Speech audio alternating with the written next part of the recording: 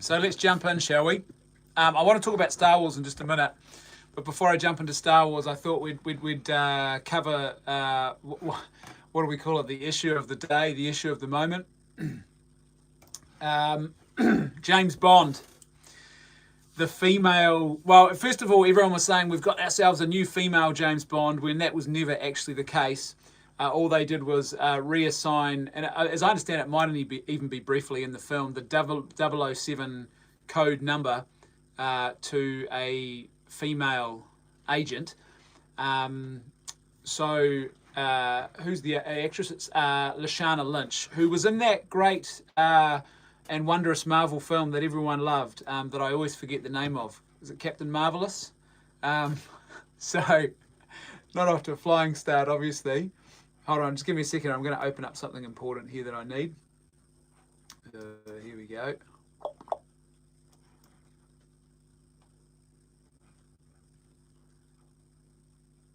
Here we go. Okay, so where are we? Lashana Lynch is going to have the codename in the movie. Apparently, who was involved in this?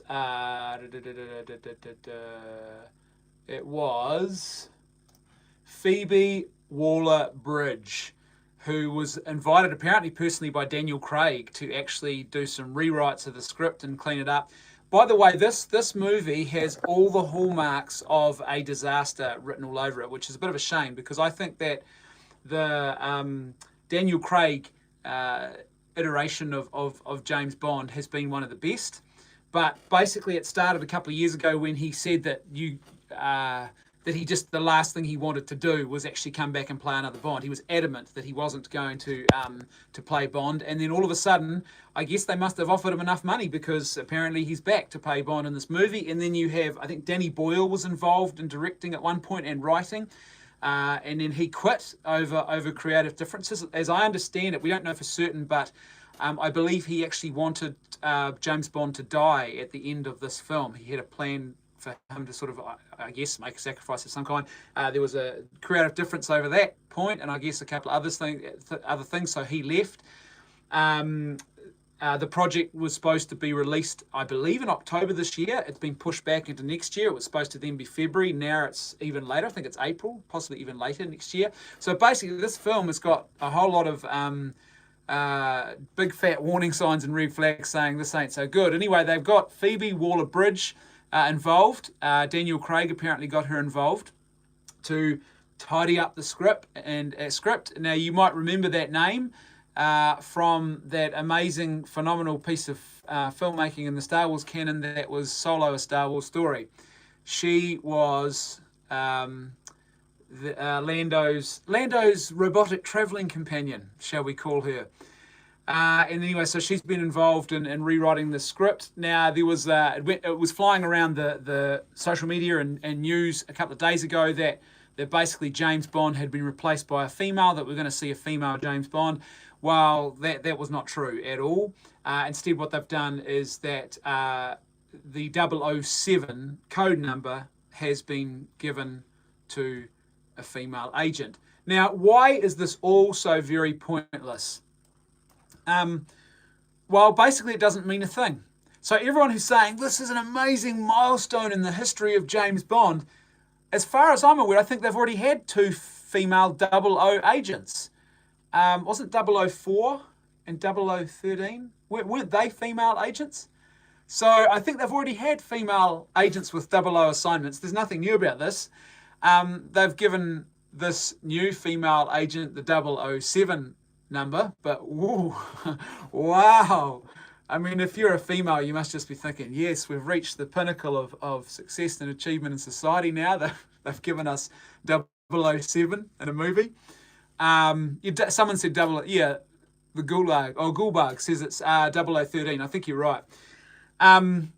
So we've already had this. There's nothing new here. But even if it was something new, this just doesn't mean anything. So everyone getting on here and saying this is an amazing milestone for females and this is this great moment and this is awesome. Everyone virtue signaling about this thing. It's just absurd. It doesn't achieve a thing. Nothing has been achieved in the real world for women by doing something like this. Nothing at all. I don't know of a single female who, even people I know who are pretty committed feminists, who are out there thinking to themselves, you know what would be the pinnacle of feminism and the feminist struggle, as they often refer to it? The pinnacle would be if they gave us a female 007 or they made James Bond a female. No one's saying that because it doesn't mean a thing in the real world. It is pure virtue signaling, pandering, and not only that, but not only does it achieve nothing for females, but I actually think it possibly even sets their cause back drastically because it promotes such a reductionist view of femininity. So you've got this idea, this very reductionist view of femininity that would suggest that females are effectively nothing more than interchangeable versions of males, and you just swap them out and you give females these traits of male action heroes and these more generalized male traits, and you put them in movies and displaying male traits, and somehow that advances the causes of femininity, or the cause of femininity. I would argue it doesn't. Surely what advances the cause of femininity is when you actually recognize that there are differences between males and females, and you respect and you celebrate the unique otherness of what it is to be female, instead of trying to take females and make them look like males and then go, there you go, you've achieved a milestone. In a movie that's pretty sort of meaningless in the big scheme of things anyway, a fictional character in a film is hardly achievement. But the whole point is surely female empowerment, female achievement is about recognizing the unique otherness and celebrating that, not trying to turn females into female versions of male action heroes. The other thing too is that I don't think it advances genuine female creativity. All you're doing here is taking existing male properties or characters and just putting females into the role and then going, yay, look at what we've done. I think what happens is people just get frustrated and annoyed by that. They see through it. They see through the fact that it's just childish and pointless pandering. They know it doesn't achieve anything. They know that all you're doing is taking something that's perhaps a much beloved character and you're just stealing it and misappropriating it and repurposing it for your own ideological ends. It's the worst kind of thing to do with entertainment or literature or films or any sort of character that's fictional and beloved like that. It's also pointless and stupid. And I think it just, what it does is it actually sets your cause back drastically. Surely you're better off saying, you know what, we should go and find the many, and there are many, many stories out there of females doing amazing things, who have done amazing things in this world that could be told. Beautiful, amazing stories that could be told, but they're not telling them because they're more obsessed with taking James Bond ultimately is, it's a bit of fun, but it's a one-dimensional male action hero. That's all it is. And taking that and then inserting a female into it and saying, there you go, we've done something empowering for females. The whole thing is just such pointless virtue signaling. And by the way, I'd love to hear your thoughts on this, but as far as I am concerned, I think that that basically James Bond, the next James Blonde, the next Freudian slip, the next James Bond absolutely should be Idris Elba. I think Elba is the man to be James Bond. I think he should have had the role this time around because it sort of seems clear to me that Daniel Craig doesn't really want it. So I think Idris Elba should be the next James Bond. I think he's perfect for the role, pitch perfect for the role. Probably about 10 years ago, I might have suggested Clive Owen as a possible contender, but I don't think that anymore. I think Idris Elba's the man for the job. And by the way, before anyone accuses me of being an incel, this often happens when I talk about these issues. People say, oh, you're an incel, or you've got issues, and you're a misogynist. I'm not an incel. I'm married to a very beautiful and competent and capable woman who's profoundly wondrous and intelligent and is just a phenomenally capable mother. And I am the father to 4 daughters. So I live and breathe in a world that is surrounded by femininity. And I want to see my daughters achieve well in this world. And I want to see them offered more than just absurd ideological caricatures of femininity, where you take masculine characters and then just rip them off. So that's my take on it anyway. Thanks, Justin, for that this little super chat there. Very kind of you. Man, the old comment section is going through the roof. Sorry, Timothy, I don't know why, but your comment got caught there. Okay, so N7 Myth says, isn't Idris Elba too old? They specifically picked Craig to enter a new young and dashing Bond era. Elba is over 50. Yeah, that's a valid point, and that's why I think he should have been the new Bond now. I think that's also what's happening with Tom Cruise, even though Tom Cruise obviously has a painting somewhere of himself somewhere that is aging, hidden in a basement, because that guy never seems to age. With the whole Mission Impossible thing, as I understand it, they're currently filming the next couple of films back to back, so that because he's getting too old to do his own stunts and to fulfill the role. Yeah, interesting. But I think Elba could still pull it off. I don't know. I mean, I'd be interested to hear what other people think about who they think could be a potential new James Bond. He is. He's the Dorian Gray. Tom Cruise is the Dorian Gray of Hollywood. Somewhere, I don't know. He's either bathing in the blood of young children, or he's got a painting somewhere that's aging, because that guy just never seems to age. Although when you see him with his shirt off, he's shown a bit of his age there. He's not, as it happens to all of us, which is it's not a bad thing. That's the reality of life. We live in a culture that seems to deify youth and physical prowess as if it's the most important thing in the world, when really it's not. It's an important thing, but not the most important. But yeah, he's a guy who never seems to age. N7 says Cruise puts on a lot of makeup. Okay, so someone's asked me, when are we going to talk about Lego Movie 2 and your issue with it? Well, shall we talk about it now? Let's talk about that now, and then we'll talk about Star Wars. So, the other day I watched the Lego Movie 2 with my children.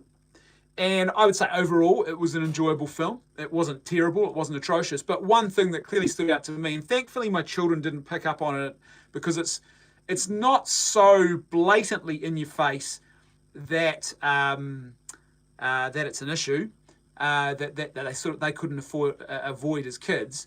And there's certainly a message there about being virtuous and kind, which is, I think, for my children, that's a good message to hear. But when you actually reflect on what the primary sort of plot arc of the movie is that basically the boy is the villain, and in particular masculinity is the villain.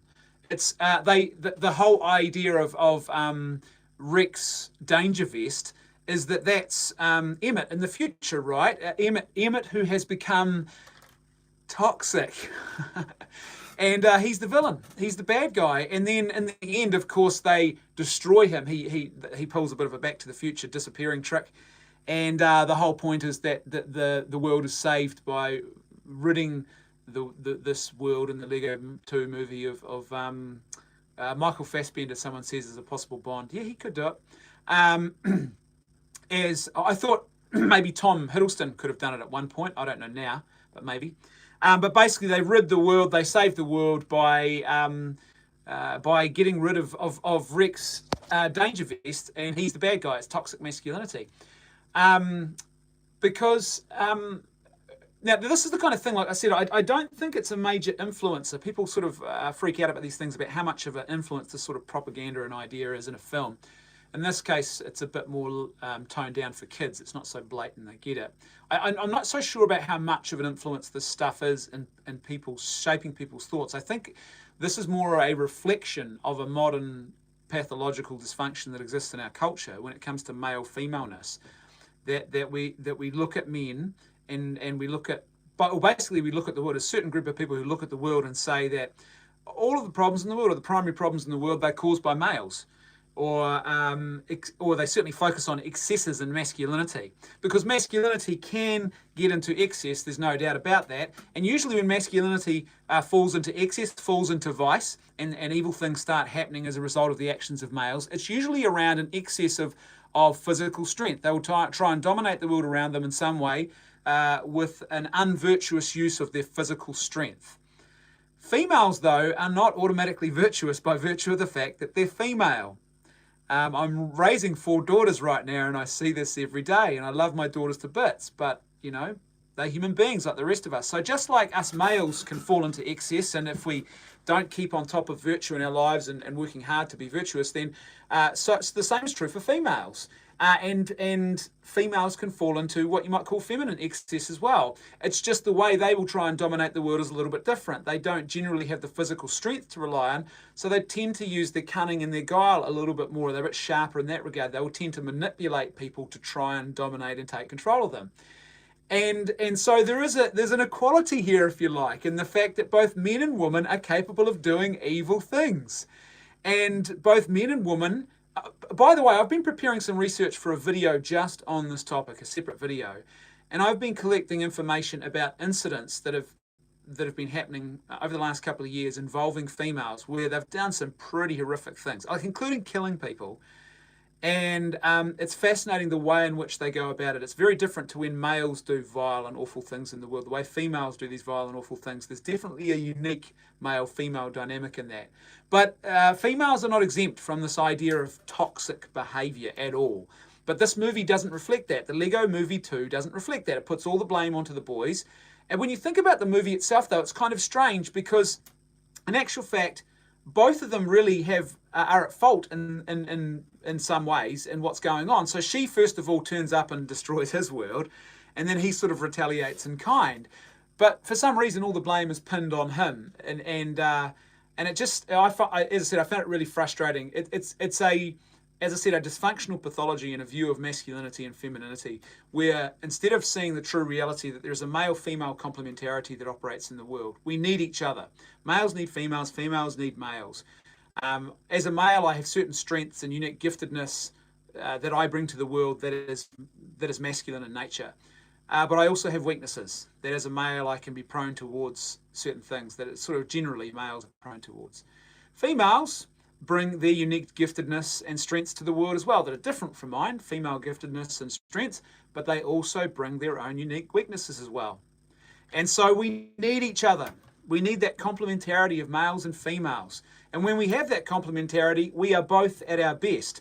When you separate males and females into warring factions, and then you treat males as if they are the cause of all of or the majority of the evils in the world, and masculinity is the problem, and then you treat femininity and females as if they're automatically just born into an automatically virtuous class of people, this is where you get a denial of reality and all sorts of problems ensue as a result. And this is why you get films like this, like the Lego Movie 2, which reflects that dysfunctional view of males and females. So that movie for me, frustrating.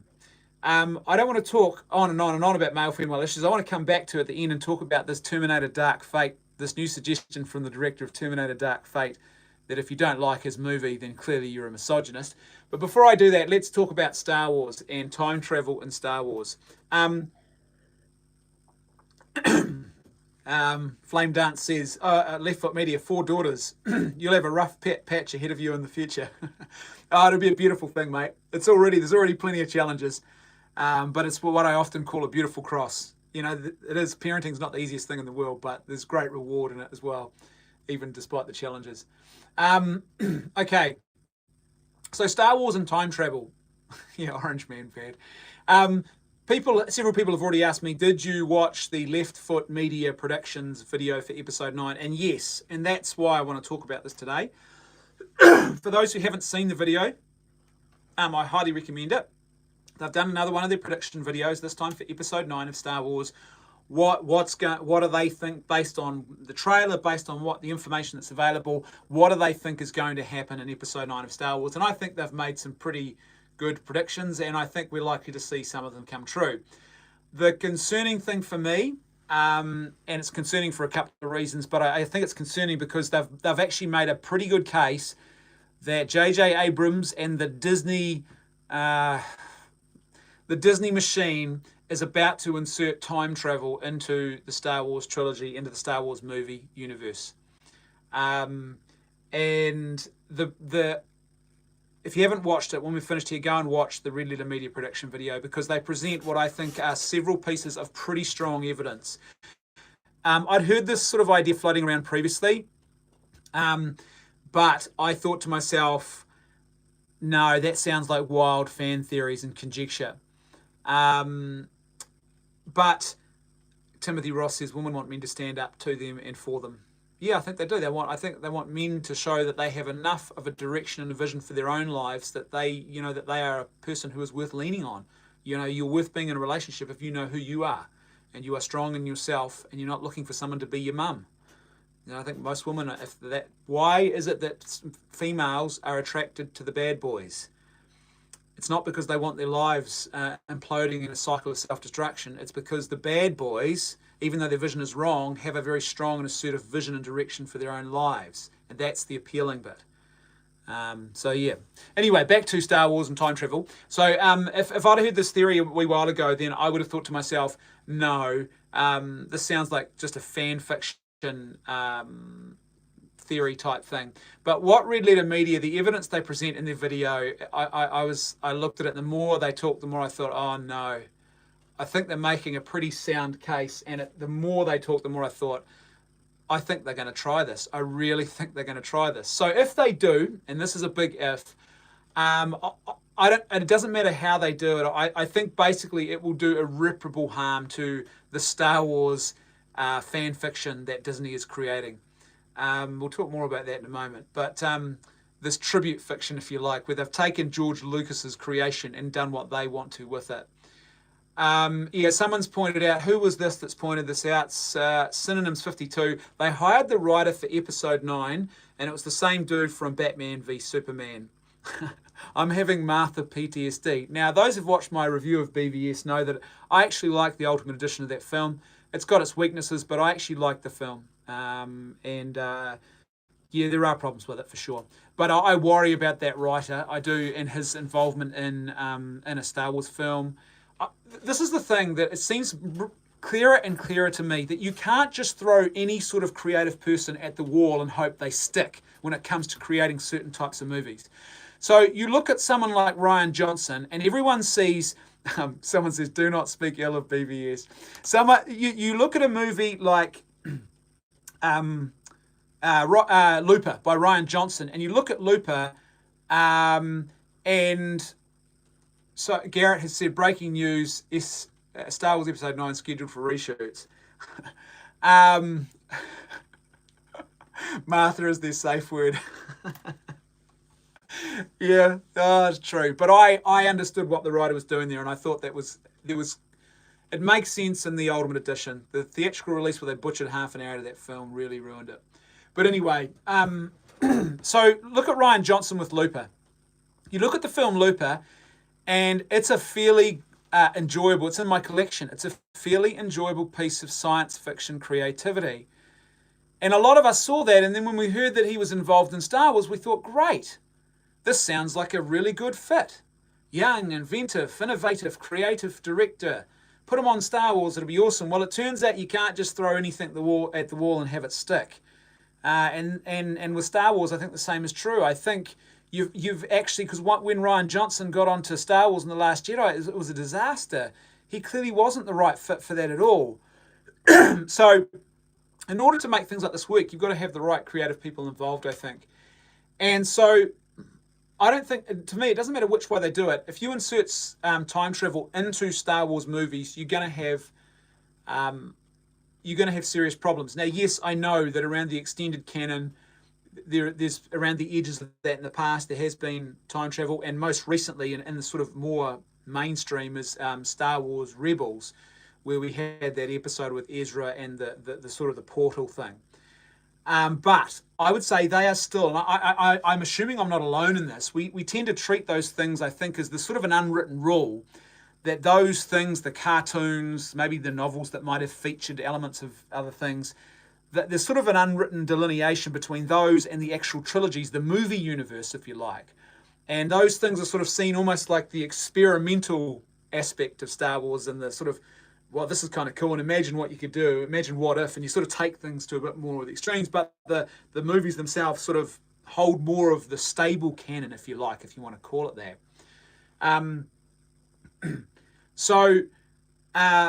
And we haven't had time travel in the Star Wars mythology, and we certainly haven't had it in a major way, and certainly, as I said, not in the films until now, if they do this. And if they do this, I would suggest to you it will do irreparable harm. Irreparable harm. Why? Well, here's the thing about time travel. If you have a mythology or a story where you start the story and you have time travel already in the story, you're fine. Because time travel, and in fact, it will be probably the central hub of your story. The time travel will be the central element. It's usually like a Promethean tale or the tale of Icarus who flies too close to the sun. It's the Frankenstein's monster. You create something and it turns on you and destroys you. It's that whole idea of technology and power without moral responsibility. Very much that's usually what time travel is, or sometimes you might have it in a comedic setting like Bill and Ted's. But the point is, time travel will be the sort of the hub of your story. It's the central, it's the tree which all the fruit of your storytelling will hang off. And it's fine, it works fine in that context. But when you take a mythology like Star Wars, which doesn't have time travel, and then you go and insert time travel, and especially this far down the track, you insert it into the mythology, into the story, you will do irreparable harm. Because basically you have created in your mythology and in your mythological universe, you have created a black hole that everything else in that mythology gets pulled into. It can't help but be pulled into it. And basically the only reason you're going to do this, and the only reason that people would do something like this in a mythology that doesn't have a time travel already, is because you're looking for a cheap and lazy plot contrivance to allow you to achieve something with this franchise or this property that you would not normally be able to do according to the rules of the reality that have been laid out and created for that franchise, that world. And so the rules of reality don't allow you to do this. So what do? You just completely interfere with the rules of reality at the last minute, which is what we're talking about here, further down the track.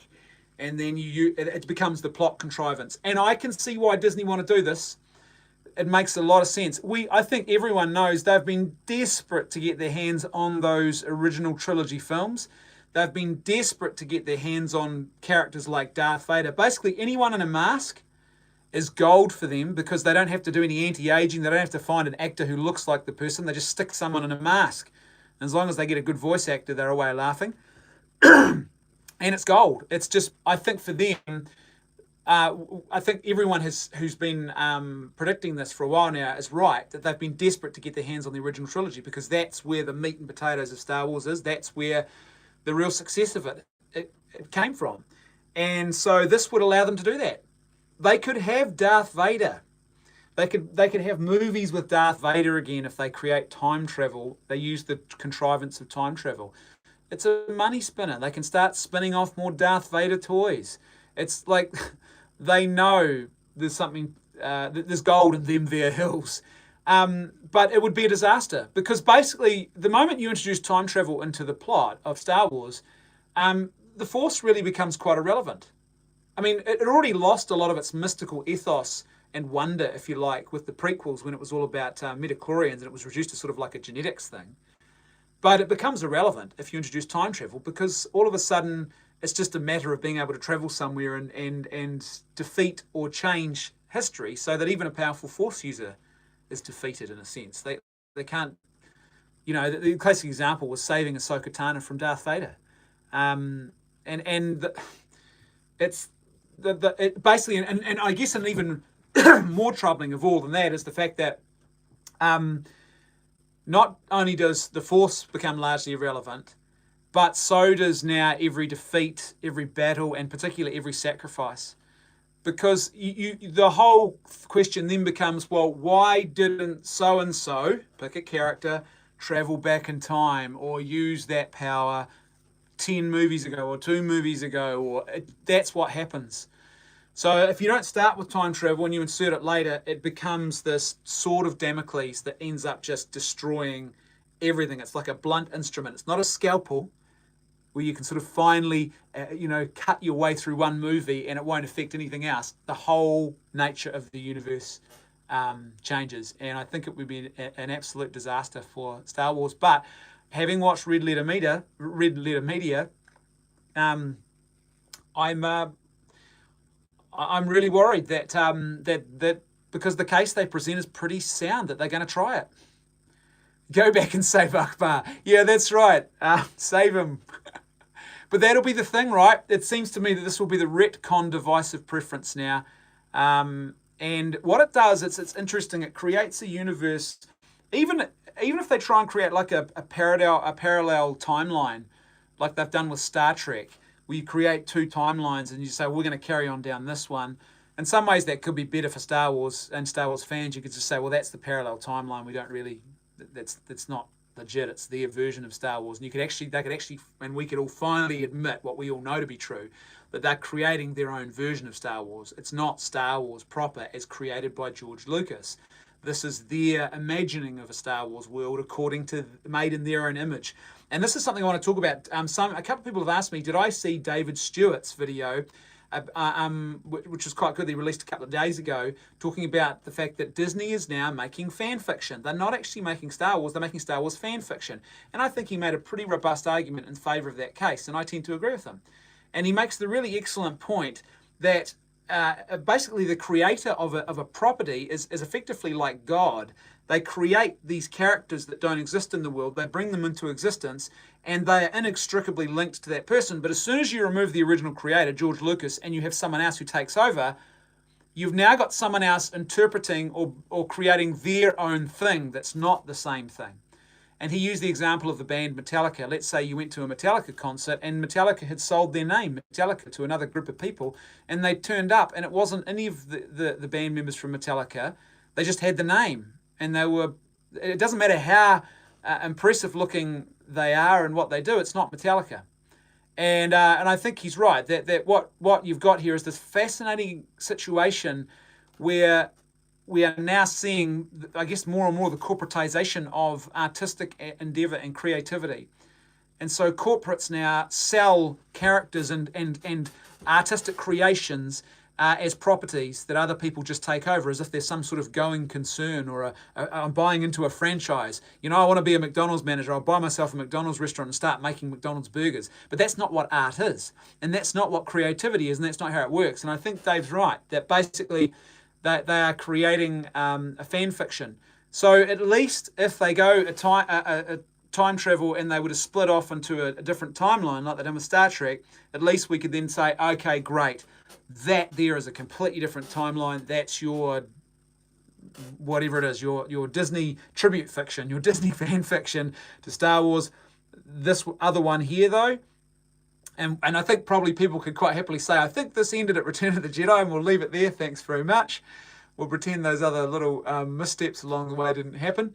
But yeah, at least we could honestly own it. But in the meantime, I think no matter how you introduce time travel, even if it's what you might call a very limited or confined type of time travel. So if maybe they tried to have it so there was just one place, one old Jedi temple which allowed you to do it, and it wasn't universal and you had to be in the right place, it still does create this situation where there is a power that exists there, and it still raises the question, well, why haven't others found a way to do this? Why aren't other people aware of this? Why aren't they using it? It still creates problems that I think are insurmountable for Star Wars.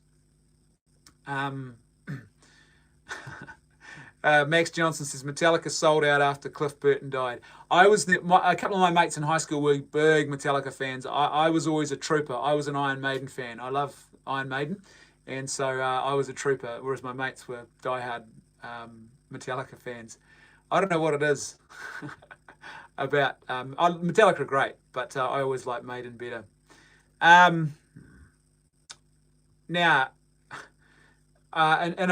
Josie says an alternate. Where are we? An alternate Rian Johnson less timeline would be hopeful, but messy. Yeah, and unfortunately, I don't think we're ever going to get that. Is it just me, though? Does anybody else think this? That the more that this goes on, the more it's just sort of like Rian Johnson has now injected himself well beyond his movie into the world of Star Wars, and the more that he keeps talking and engaging on these issues, the more bizarre things are getting. It's so weird to me, and I almost have that sense that if he'd conducted himself with a bit more grace and humility, even though the movie itself is a mess, that I think maybe a lot more people would be more forgiving or wouldn't be as harsh. But it's just the fact that he keeps sort of poking and prodding the bear and calling it a loser and pointing a stick at it and sort of acting as if he's the innocent party when all of a sudden the bear, swipes back at him. It's kind of odd to me. I really do.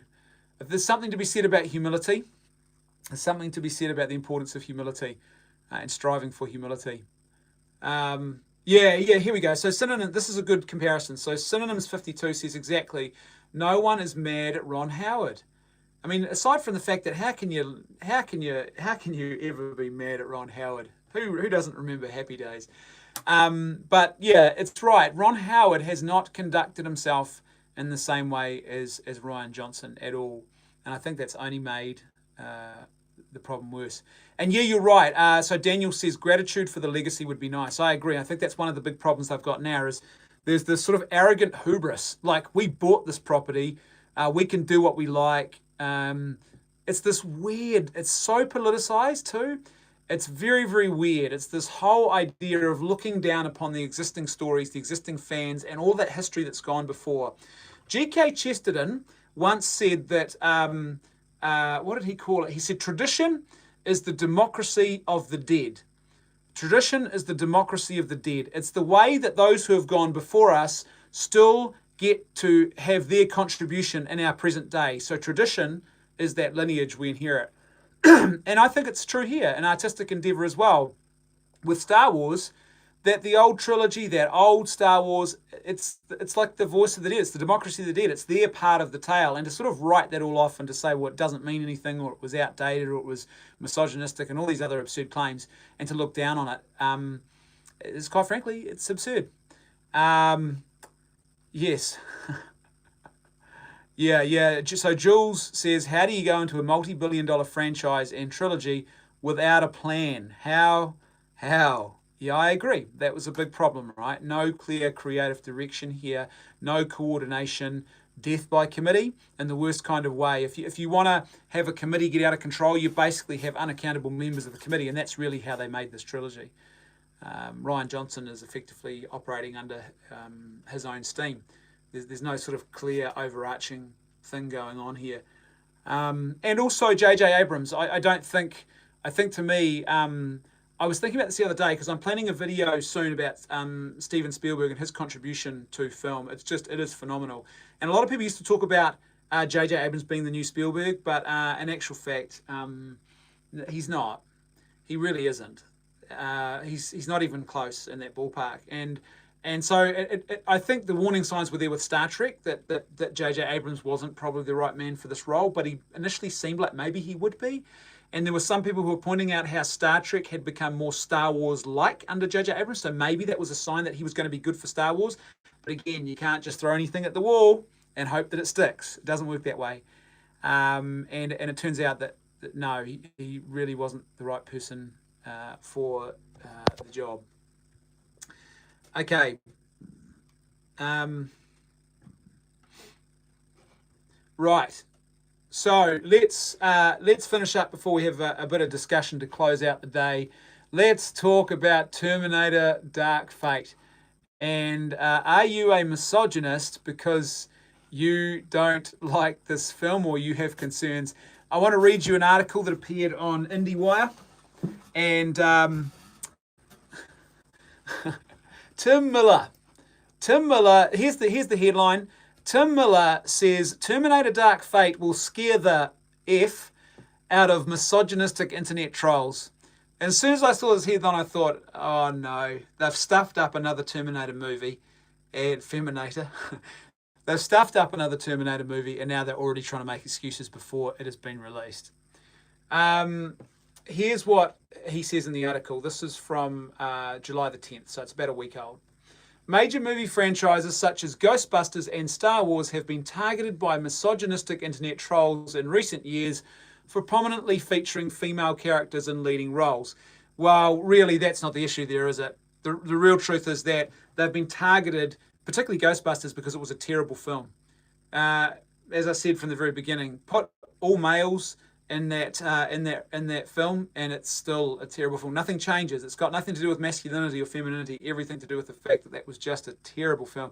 Ghostbusters is basically a movie that you watch on a Saturday afternoon when you've got nothing else to do and you don't have to pay for it, and you've never seen it before, and you're like, oh, I'll give that a watch.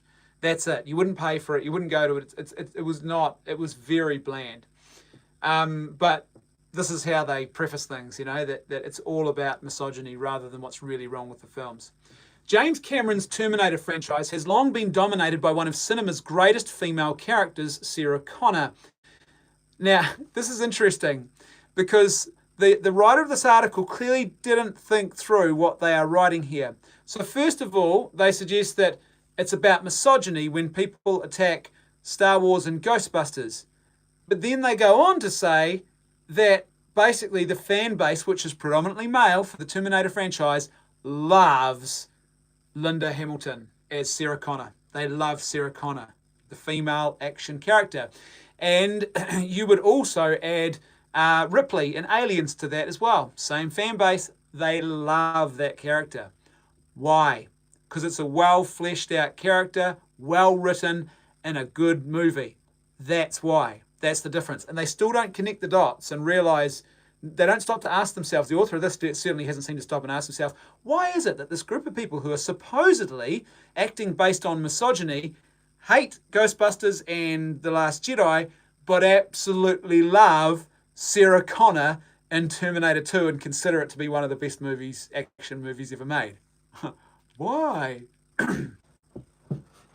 Maybe there's some dots to be connected here. Where are we? The upcoming reboot Terminator Dark Fate triples down on leading woman. Triples down, doesn't double down. Clever. On leading woman by casting Linda Hamilton opposite Mackenzie Davies and Natalia Reese. Trolls started bashing the film the minute Paramount debuted key art depicting all three women together. For director Tim Miller, that misogynistic backlash is meaningless. Well, I don't think that's true at all, because if it was meaningless, he wouldn't be out in the media dropping F-bombs and calling people names. It's clearly he's frustrated by it in some way because he's gone public about it. So that's clearly not true. And it should be something that concerns him, I would suggest.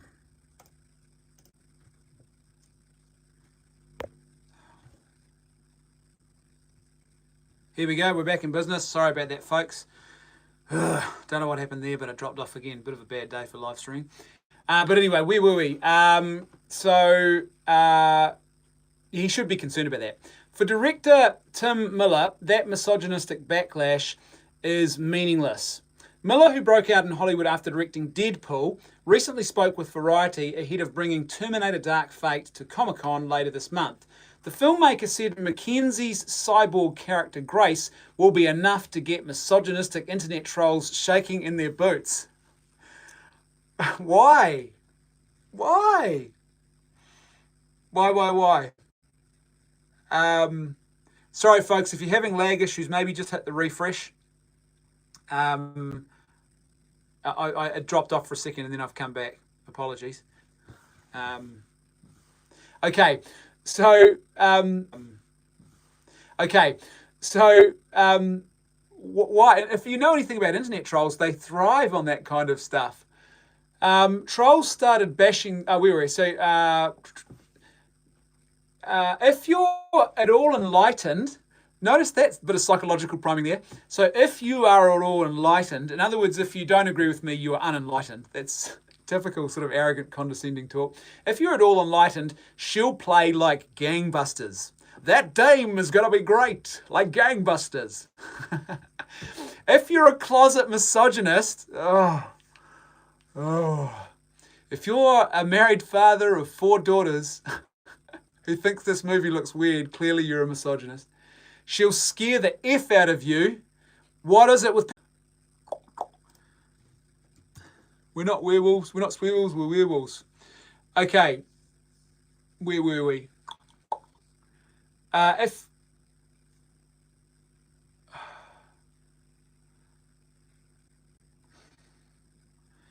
you're a closet misogynist, she'll scare the F out of you because she's tough and strong, but very feminine. Miller said, "We did not trade certain gender traits for others. She's just very strong, and that frightens some dudes." You can see online the responses to some of the early SHIT that's out there. Trolls on the internet, I don't give a F. Well, clearly you do, because you've gone to the media about it.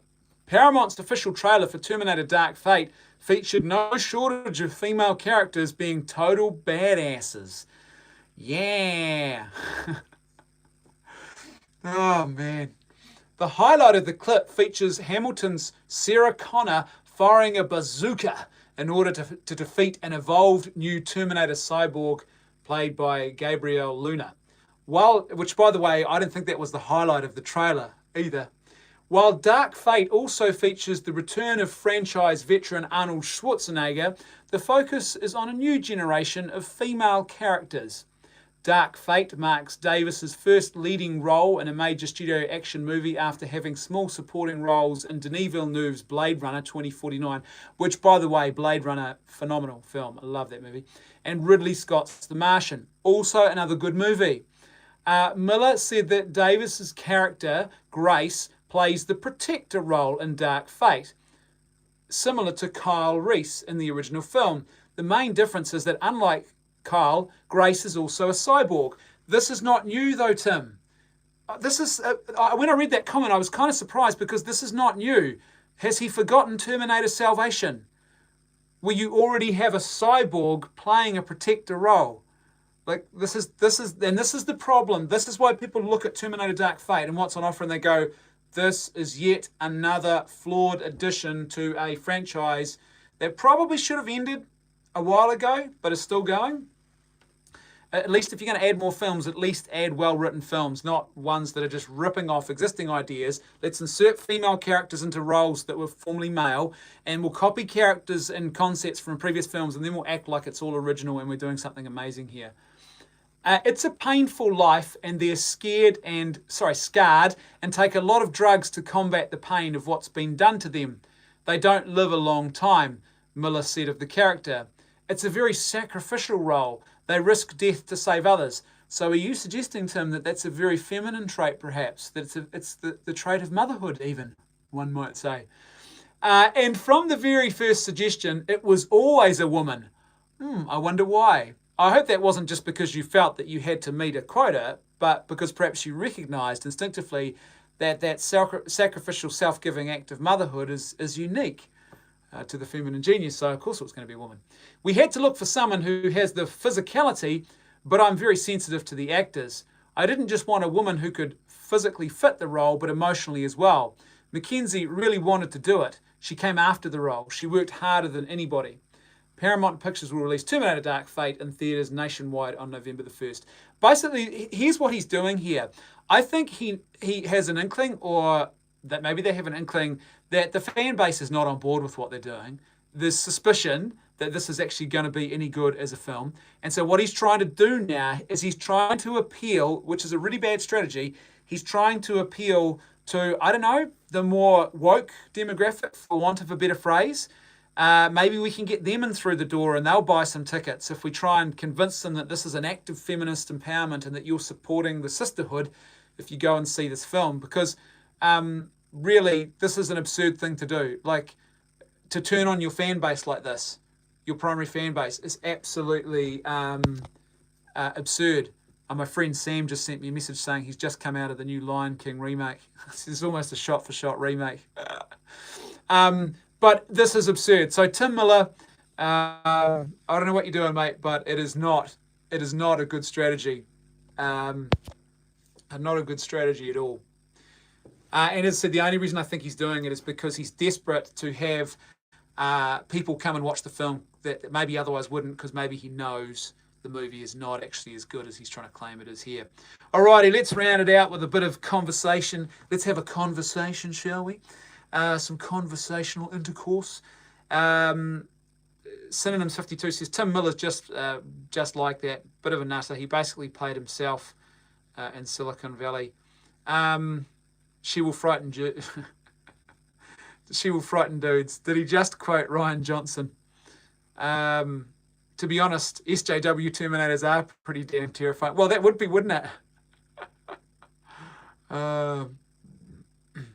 It's going to be bad, and all we've wanted is the future war, the real one, with freaking laser beams for 30 years. Why can't we just get that? We paid double for that. Well, that's the interesting question. What would you do with Terminator? And that's why I don't know if you could.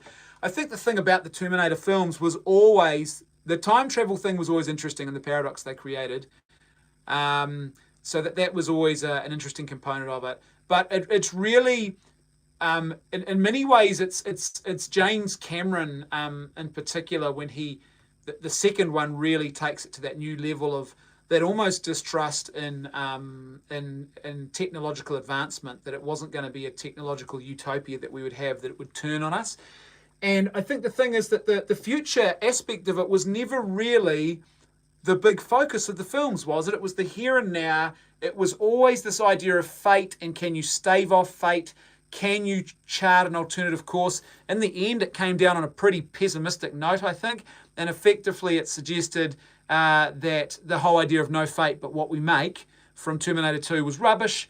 Terminator 2 actually ended on a fairly hopeful note, that you could actually chart a new course. It left it open and uncertain. I think that was the best place to end it. But now, it's very much, it seems that it's a very determinist film, that the fate is set, there is no free will, nothing's going to change, it's all the way it is. Very pessimistic outcome. I don't know what you could do. And going into the future, they tried with Terminator Salvation. I just don't quite think they got... I actually thought Terminator Salvation was okay.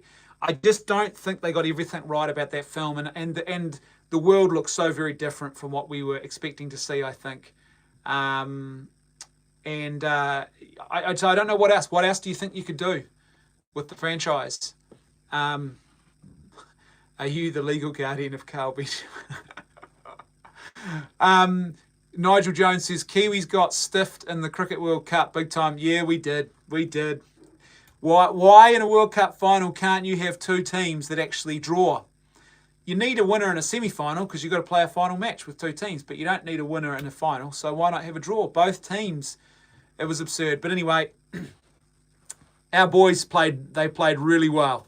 There's no doubt about that. They acquitted themselves well against a very good English cricket team. Anyway, Tim is trying to appeal to the Twitter algorithms. Problem is those algorithms are already pretty skewed by Silicon Valley.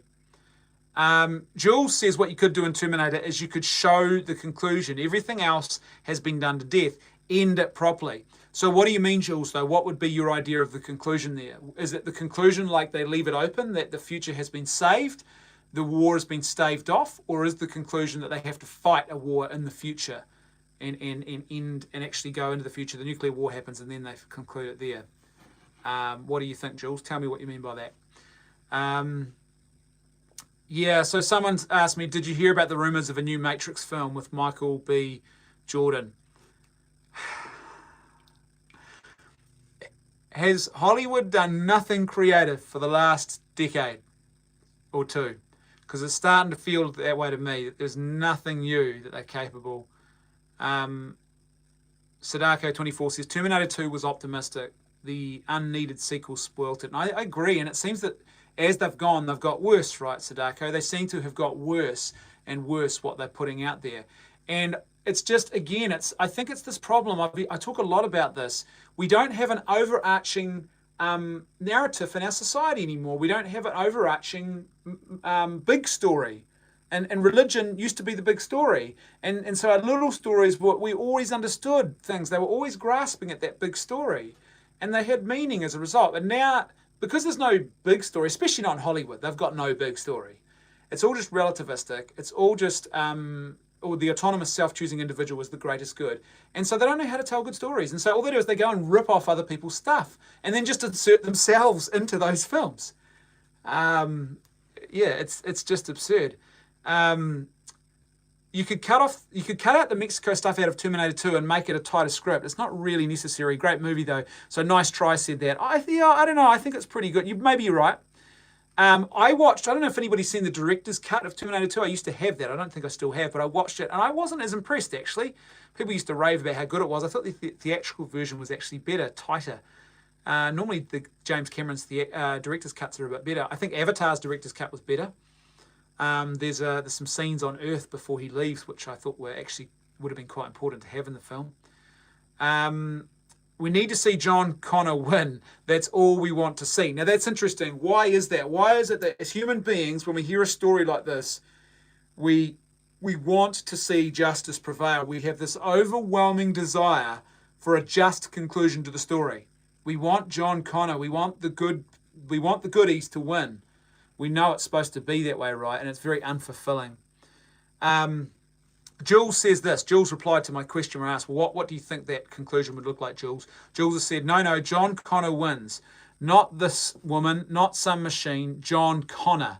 Future war a la Terminator 1 and 2 flashbacks until Skynet is dead. Then post-credits, Skynet satellite reboots itself. Yeah. So again, leaving that possibility of Skynet resurrecting itself from the dead. But I think you're right, because John Connor was always the...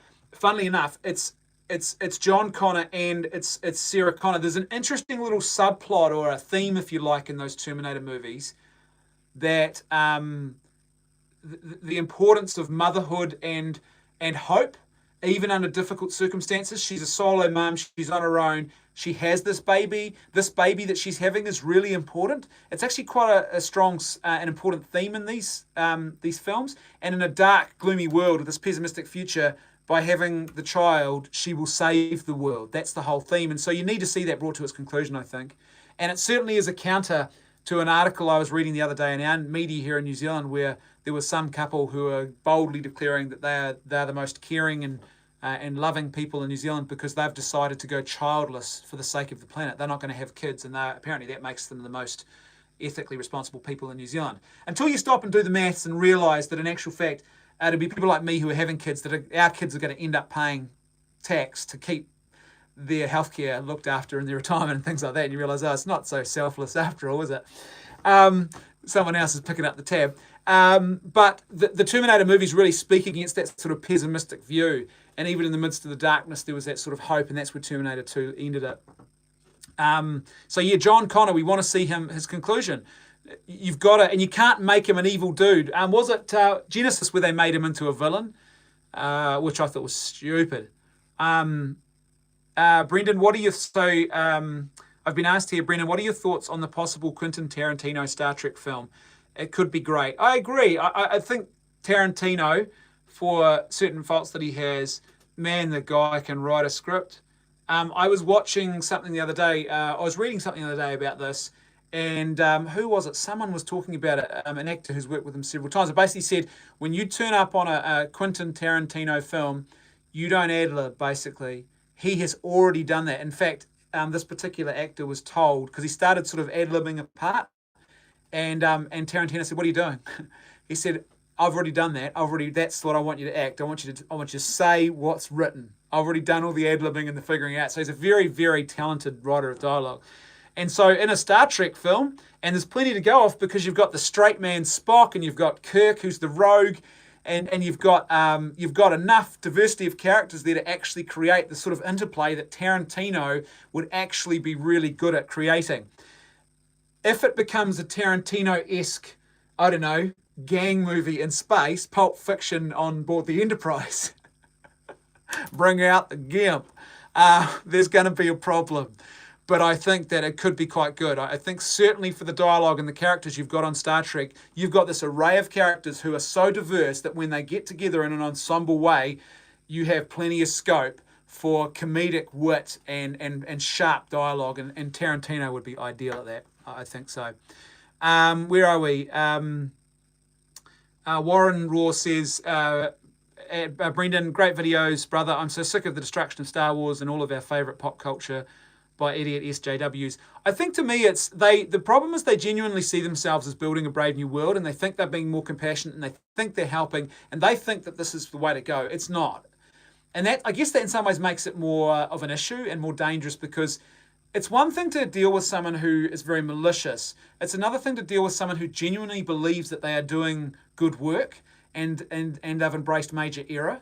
And in many ways that can be even more dangerous. Aaron says, why aren't foreign studios taking the fight to Hollywood? Seems like the right time to compete. Well, I think it's interesting. I've seen a few more Asian films starting to crop up. Korea is doing some great filmmaking of late. In the last couple of years, there's been some pretty good Korean films. The thing is breaking through into that market. I think that's the hard bit. It's one thing to make the film and put the money into making it. You've got to figure out how to get it released in that market, and so that people, and marketed in, say, America, so that people will actually go and watch it. But I think this is where home theatre and digital developments could really change the game. And I think it's only a matter of time before that actually starts to happen. As movie theatres become more and more obsolete, you're going to be watching more of the content online, and that's where the playing field opens up, because geographical boundaries are largely irrelevant online, and I think that's where they might actually start to really thrive. Nigel says, here's a movie plot. Anakin Skywalker was the first true Avenger, and Tony Stark's great-grandfather built his suit. Don't give them any ideas, Nigel, because you know they're going to do it. Daniel Wright says, maybe Lucasfilm should hire that famous Canadian psychologist, Dr. Jordan Peterson, to put some iconic story back in order. Yeah, well, they probably wouldn't go too far amiss. I think they'd need someone like Campbell, who knew how to sort of distill it down into storytelling essence. But yeah, it wouldn't be too bad an idea, that's for sure. Max Johnson, I didn't finish watching Sarah Connor's Chronicles because I couldn't stand Cersei. Yeah. That got weird, that one, I think. Sadako24 says, we accept the films depict an unjust world, but we hope the outcome of that punishment is a just conclusion. I think we also hope for the future, right? We accept the darkness of the Terminator world, but we hope. There's always hope. It's always a movement forward. The moment you stop hoping is the moment you fall into despair and there is no point. And those movies never did that. They always had that sense of you fight. Even when it seems dark, you fight, because it's not futile to fight. To live something good, true, and beautiful in the midst of darkness is never futile. It always brings light into that world, and that's very much part of that. Terminator has time travel baked in. Star Wars does not, Garrett says. You're right, that's the difference. So Terminator has time travel. It's the mythology is built around it. Star Wars does not. The moment you insert it is the moment that Star Wars, the mythology, is now in danger. Warren says, when will they learn no John Connor, no intimidating Arnold, muscular Terminator equals rubbish? Well, that's the question. This is the question, isn't it? Is Terminator a franchise that depends on Arnold Schwarzenegger? If it is, they're in trouble. And I have a feeling it kind of does a little bit. It depends on, you need the classic Terminator there. I think they even realised this in Terminator Salvation when they had that awful CG version of Arnold Schwarzenegger's Terminator there. I think they realised that Terminator is not just a character, it's iconic. It's an icon in the story. And it carries a lot of heft. And I think that's been part of the problem with the new films. How do you work around that? Jules Valère says, exactly, but what's the point of 18 movies worth of struggle unless he wins? Yeah, I agree. You can't just draw out the struggle, but that's where Hollywood and the money-making machine comes in. They go, we've got to milk this cow until it's anemic and it's fallen over dead and it's got no milk left in it. And then maybe we'll give you your conclusion, and usually what they give you is a very unsatisfying conclusion. This is one thing where the British, I found, in their TV series making are a lot better. They tend to make one or two series and they conclude. They're not even long series. Usually they make one or two series, 3 series, then they conclude something. They give you a satisfying conclusion. They have a story arc in mind. They don't just keep pulling it out to keep making money. I loved when they showed John Connor get the future scar on his eye in 3. It's the best part of that not great movie. Yeah, there were things I liked about Terminator 3. And I think Terminator 3, for me, was the closest of the films to actually recapturing the essence of what Terminator was. It wasn't great, but it was the closest. And through everything else after that, it moved further down the hill from there. My taxes are paying... 77 Polydog says, my taxes are paying for your kids. Yes, and my kids are going to pay taxes for your future when you're retired and you need health care. That's how it works. That's how societies work. We don't just separate into the cult of the individual, otherwise we'd have no society. So the whole idea is that we all contribute together, and in doing that, we have a great society where human flourishing is maximised. So yeah, at points, your taxes help to contribute to what I'm doing. At other points, though, in the future, my children will return the favour for you. That's how it works. Nice Try says, good for Tarantino. Release the Snyder Cut. No way, it's worse than the awful theatrical cut. Yeah, let's release the Snyder Cut. Let's see what it looks like. Probably a lot darker. Just turn down the saturation, turn down the contrast, turn down the brightness. Pulp Fiction in space sounds cool. Tarantino Klingons would be awesome, says LCR. Yeah, that's true. I rewatched. Ryan says I rewatched. The Go Borg says, would you rather deal with Thanos or the Joker? Ooh, that's a good question. Both two sides of the same coin, I think. Warren Ross says, I rewatched Goldfinger and it was so refreshing to see Connery at his best as the ultimate masculine male, suave, debonair. Hell, he even spanked a woman on the butt and it was great. Yeah, I don't think James Bond is a great model of masculinity, Warren. I've got to disagree with you there. I'm going to disagree charitably and gently, but I am going to disagree with you. I think, like, if we imitated James Bond, we'd probably all be dead of AIDS. But he's one of those sort of one-dimensional. I'm a big fan of the Daniel Craig Bonds, but they're one-dimensional characters. They're a bit of fun, a bit of entertainment. That's really about it. Synonyms 52 says Indonesia had the Raid movie, which was incredible. Korea and India are really hitting international appeal. Yeah, I agree. Yeah,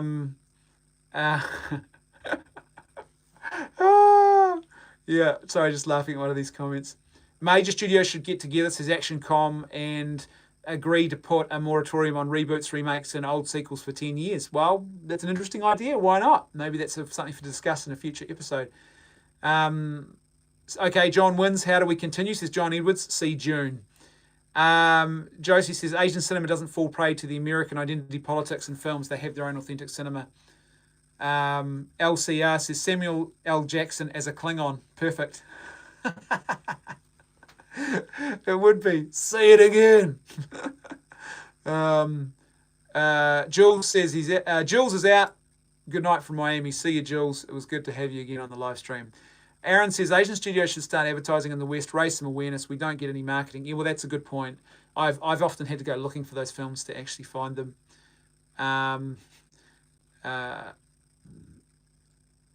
Aaron has asked me, does New Zealand have much identity politics? Yeah, it's here.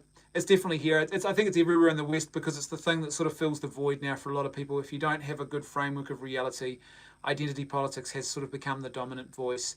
They were very effective at capturing people on university campuses with their, what you might call their long march through the institutions, and New Zealand is not exempt from that. And so it's something that, and you see it in the usual spaces too, the media and things like that as well. But it's really, the much bigger problem is people tend to think, well, the way to combat identity politics is just to scream and yell back. I think it's more than that. I think you've actually got to you've really got to offer people an alternative culture of goodness, truth, and beauty. So you've got to say that is not true, it is not good, it is not beautiful. Here's what human flourishing should look like, and here's how you maximize it. So I think you've got to offer something better. Nigel Jones says, problem with today's movie is too many open for sequels, makes it too easy for people with a lack of ideas. Well, I agree. And I think, Nigel, what you see as well is that they are now actively making movies in order, the first film, before they've even finished the first film, they are opening and setting it up for not just sequels, but often now, because Marvel have been so successful at creating a cinematic universe, that other studios are going, how do we create our own cinematic universes? And right from the get-go, they're not even thinking. See, this is the funny thing when you think about Star Wars, A New Hope. George Lucas didn't think he was actually going to get the money and the permission and everything he needed to make the next couple of films. So that film is actually a self-contained story. It's not set up for a sequel, and I think that's one of the reasons why it's so good. Warren replied to me about James Bond, and I said, I see your points, but I feel among the massive anti-white male heroes, it was nice to see such non-PC behaviour. Yeah, I get it. It is kind of nice to see someone poking the eye of the beast, but I think you've got to do more than poke the eye of the beast too. I think you've got to, and unfortunately James Bond is not a recipe for that. You've actually got to offer an alternative to the beast, and so you've got to offer, I think, good role models for men that live out that masculinity, that robust masculinity, but it's grounded very much in virtue. And there are some amazing examples of that out there, but we just don't hear a lot about them these days. The Go Borg, I don't know how to say this. Is it Go Borg or Go Bug or Go Bug has asked me, why do you think that all the best superhero movies, Logan, Dark Knight, Civil War, are all serious in tone? Is this a coincidence, or is there a reason? Well, interestingly enough, and by the way, thank you for the super chat, Go Borg. I don't think they are all dark in tone. Think about Taika Waititi's Thor Ragnarok. It's not dark in tone, but I think it's a really, really good superhero movie. Guardians of the Galaxy, the first one, great superhero movie, wasn't darker in tone. I think, though, that why those movies like Logan, and then you also have other movies that are dark in tone that don't work. I think the difference here, though, is you look at something like Logan, like Dark Knight, Captain America, The Winter Soldier, is that they offer a vision and a completeness. The characters are well written. They're not mired in identity politics. They offer a vision for something more. They have a genuinely enjoyable entertainment about them, so you can watch them and enjoy them. You're not constantly being preached at. And I think they also speak to something deeper. They speak to something deeper and profound. Logan, I think, very much so, because Logan actually has some of these ideas. Remember Logan, he's superseded by a young female version of Wolverine, but it wasn't an issue. Why not? Because the story is actually fulfilling, the character is well written, his sacrifice is meaningful, there's something more going on there, and I think Logan is actually one of the best modern westerns that has ever been produced. And I think it's really, they are morality tales that actually are not relativistic in nature. They speak to truth. And they have something substantial. That's why I think you can watch them over and over again. They're ageless. You could go back and you could watch Logan in 20, 30 years, and people watching it in 20, 30 years will still find it an enjoyable movie. It's not relativistic. It's not subjectivistic. It's not tied to one specific place and time or one idea. It's not individualistic. It's universal in the themes that it touches on. The Dark Knight, same thing. And it also helps that they're really well acted and well crafted movies. Empire Republic, I think it is. Imp Reb says Gundam live action probably going to start the anime trend to replace comic book movies since Hollywood needs a counter mind. Yeah, that's an interesting idea. Original Spider-Man is pretty damn good as well, says Colby. And Yossi has asked me, did you see Alita Battle Angel yet? No, I haven't seen it yet. I'm planning to watch it though. I've heard a lot of good things about it. A lot of people are raving about it, so I want to watch it and see what it's like.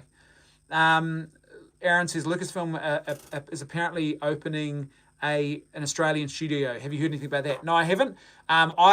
We live in New Zealand, for those who are wondering. Often the two places get confused. New Zealand's just a bit further west in the Pacific than Australia is.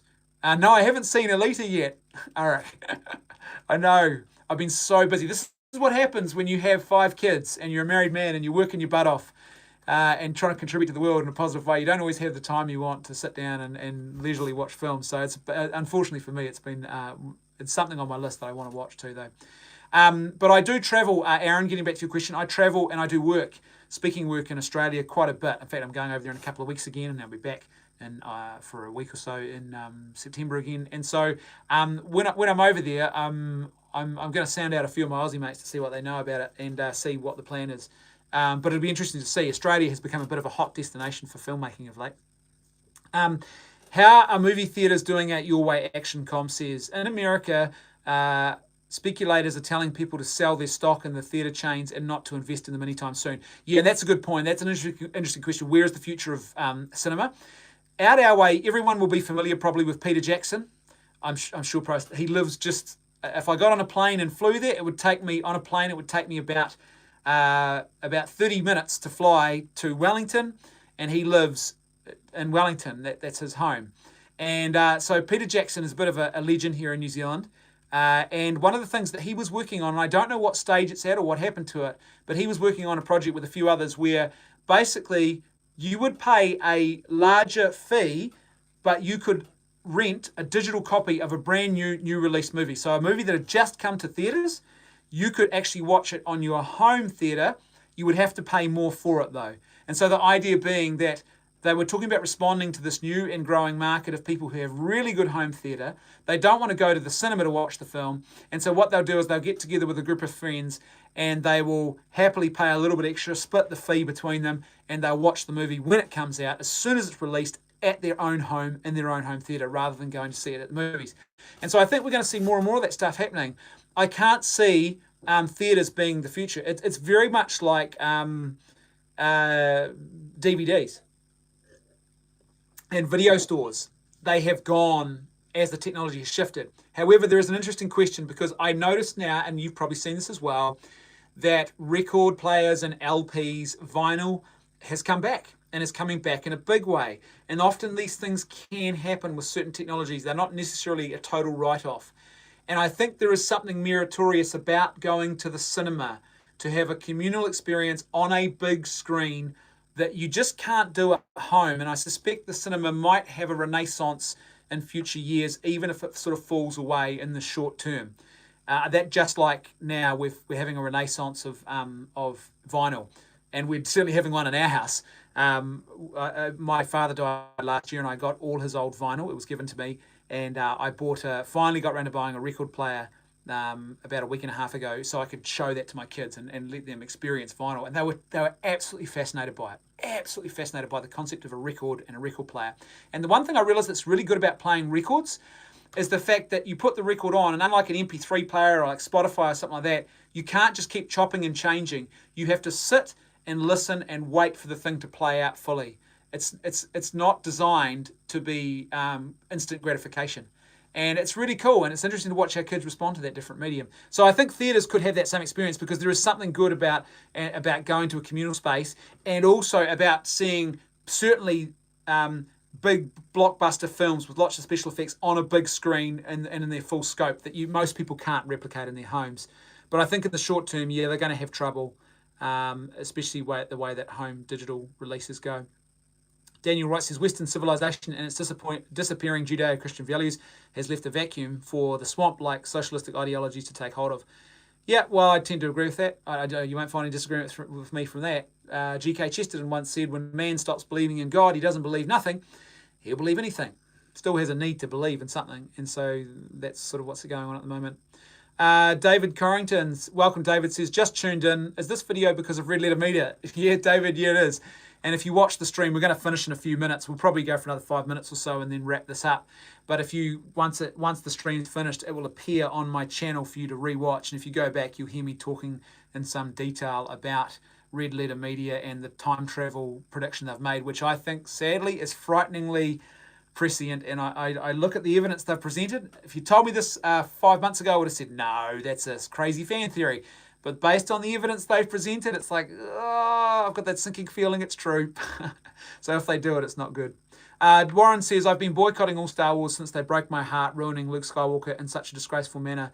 They could have had all three heroes together on screen, but they flushed it all down. Yeah, Warren, you're right. And by the way, can I just say, based on what Warren said there, I've noticed a lot of people now feel the need to attack fans of Star Wars who say that they were gutted or disappointed or had their heart broken by what happened to Luke Skywalker. And I think that's pretty mean-spirited. I actually think it's okay to have such a love of a great sort of mythological character, a story that's well told, that when that character is mishandled, that you feel a sense of sadness for that. It's actually quite a natural type of grief, if you like, to experience, because when a character is done well and when artistic endeavour is done well, we should then, when we see artistic endeavours that are quite frankly just awful, we should look at them and go, that's really disappointing, because it could have been so much better. It's the natural response. The response that says, oh no, it's stupid, it's just a character, it doesn't mean anything, sort of to me is a response from someone who doesn't believe that good artistry is possible in the world, or that you can't keep reaching the pinnacle of good artistry, and so there's nothing to grieve, if you like. Eric says, you haven't seen Alita? No, I haven't. Alita, Legion, Rise Up. Nigel Jones says, Highlander 2 should have scarred people from making sequels for good. Highlander 2, I know, it was awful, wasn't it? Not going to lie, says Synonyms 52. I also need to watch Alita. Keep telling myself I need to sit down and read the comic book first, though. Yep, very good. So I'm not alone in that. I'm not a loser noob. The GoBorg says, thanks for your answer. It was always something I was curious about. No worries, mate. Daniel Wright says, drive-in movie theatres are another thing that might have a bit of a renaissance. Aaron C says, saw They Shall Not Grow Old and was blown away. When is Peter Jackson doing a legit World War I drama? Lots of stories there to tell. Yeah, if you haven't seen They Shall Not Grow Old, it's available on iTunes now, I believe. It's certainly available on digital copy. You should definitely watch it. Phenomenal stuff from Peter Jackson. Really, really phenomenal stuff. Now, here's the thing about Peter Jackson. You've asked about World War I. but he was involved in the Dam Busters, World War II. There was going to be a Dam Busters that he was making, and I don't know what happened. It encountered some issues, and the last I heard, the project was in trouble.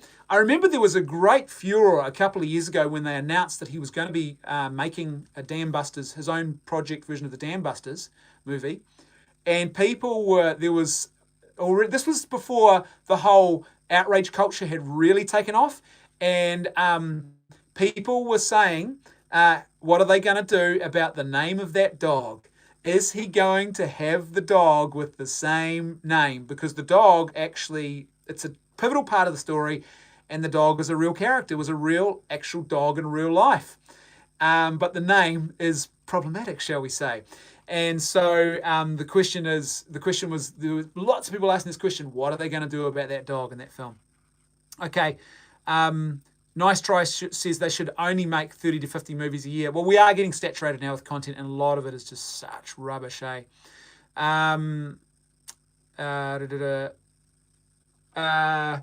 Warren says, A Letter Battle Angel was refreshing and wonderful, definitely a must-see. No virtue signalling, good story with strong female lead, not putting down males, and even had a father figure. Yeah, well, see, that's why what I've heard, and I'm quite keen to see it for those reasons.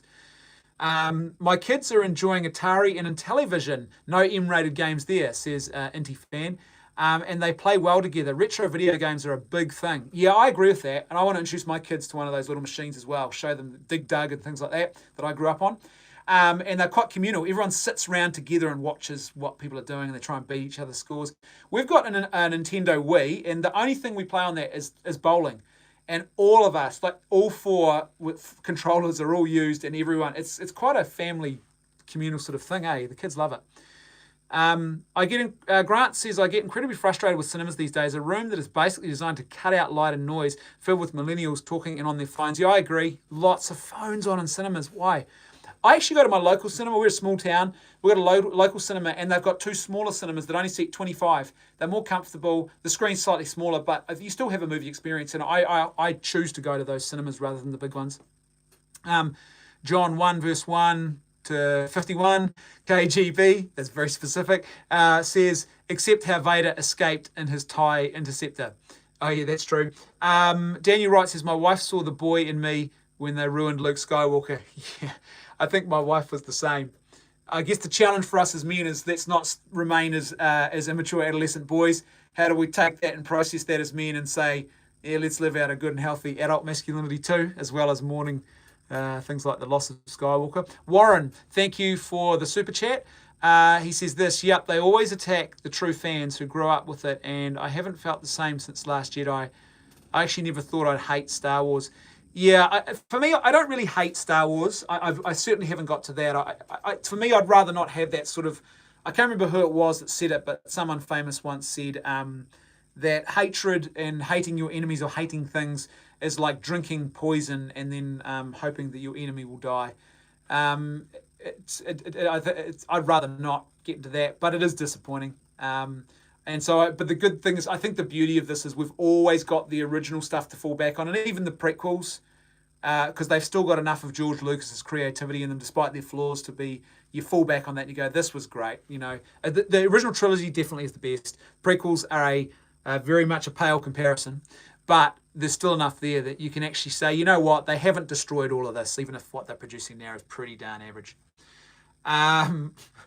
Brackish NZ says, generic comment. Thank you, Brackish NZ. Generic reply. Very generically generic talking to you. John 1 verse 1 says, you need to separate the old trilogy with Disney's fan fiction. You know, I was talking about this before. John, if you've just joined us, watch the stream when it's finished here in a minute when we wrap things up. You can go back and you'll be able to watch the whole stream online. And I was talking about Dave Stewart's new video where he says basically he thinks they're now producing fan fiction rather than actual Star Wars. And I agree. I think he made a good argument. Aaron says, have you seen the Midway trailer yet? Yeah, I have, and it looks interesting. It'd be interesting to see if they deliver, but it does look interesting. Daniel Wright says, Dig Dug, love that one, got it on PS1. Does everyone remember Abe's Oddworld Odyssey? That was my favourite PS1 game. Abe's Oddworld Odyssey. Man, I love that. So much fun. Hours and hours of friends with my mates, sitting around on a Friday night playing that game together, always trying to get to the next level, trying to figure out what the puzzle was. And it wasn't easy either. I remember buying a book, a full colour walkthrough book once even, that told you how you walk through each level. Black Bull says, the time travel is happening. I know, Black Bull, and that's why I'm gutted. I think they're going to do it. Han Solo's death was worse. Well, don't worry, mate. They'll be able to time travel back, and we'll have 50 different variations of Han Solo and 50 different timelines. And Inti-Fan says, try the Pac-Man Party Wii game. Hugely underrated and 60-plus mini games. We have a blast playing it together. Oh, I'll look out for that, mate. Thanks for the tip.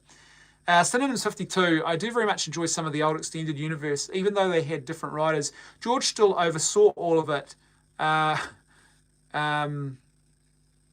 It's interesting, And I think George had more of an openness, to fan fiction as well, and to fans actually sort of pouring their heart and soul into stuff. It seems Disney doesn't. They've got that very corporatized model.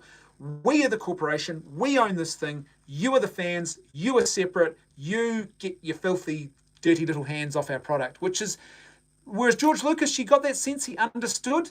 And so did Spielberg too, by the way. I'm going to talk about this in my video I make soon about Spielberg, because he is such a great director, and he poured out a lot of his childhood into his movies. And I think Lucas has got that same thing. He has that sense of childlike wonder, and he was okay with people engaging in a very tactile way with his creations in that way. Disney, not so much. They don't have that childlike wonder. They're a corporation. They work to policies, and they work to financial bottom lines and everything else, and they don't care about the fans unless the fans are making the money. It's that simple. Warren Ross says the Harmies, the specialised editions are fantastic, and it's the real non-specialised movies we saw on the screen and loved. Loved Abe's Oddworld Odyssey, bro. Yeah, mate, it was awesome, wasn't it? Synonyms 52 gave them. I don't know how that auto-corrected to.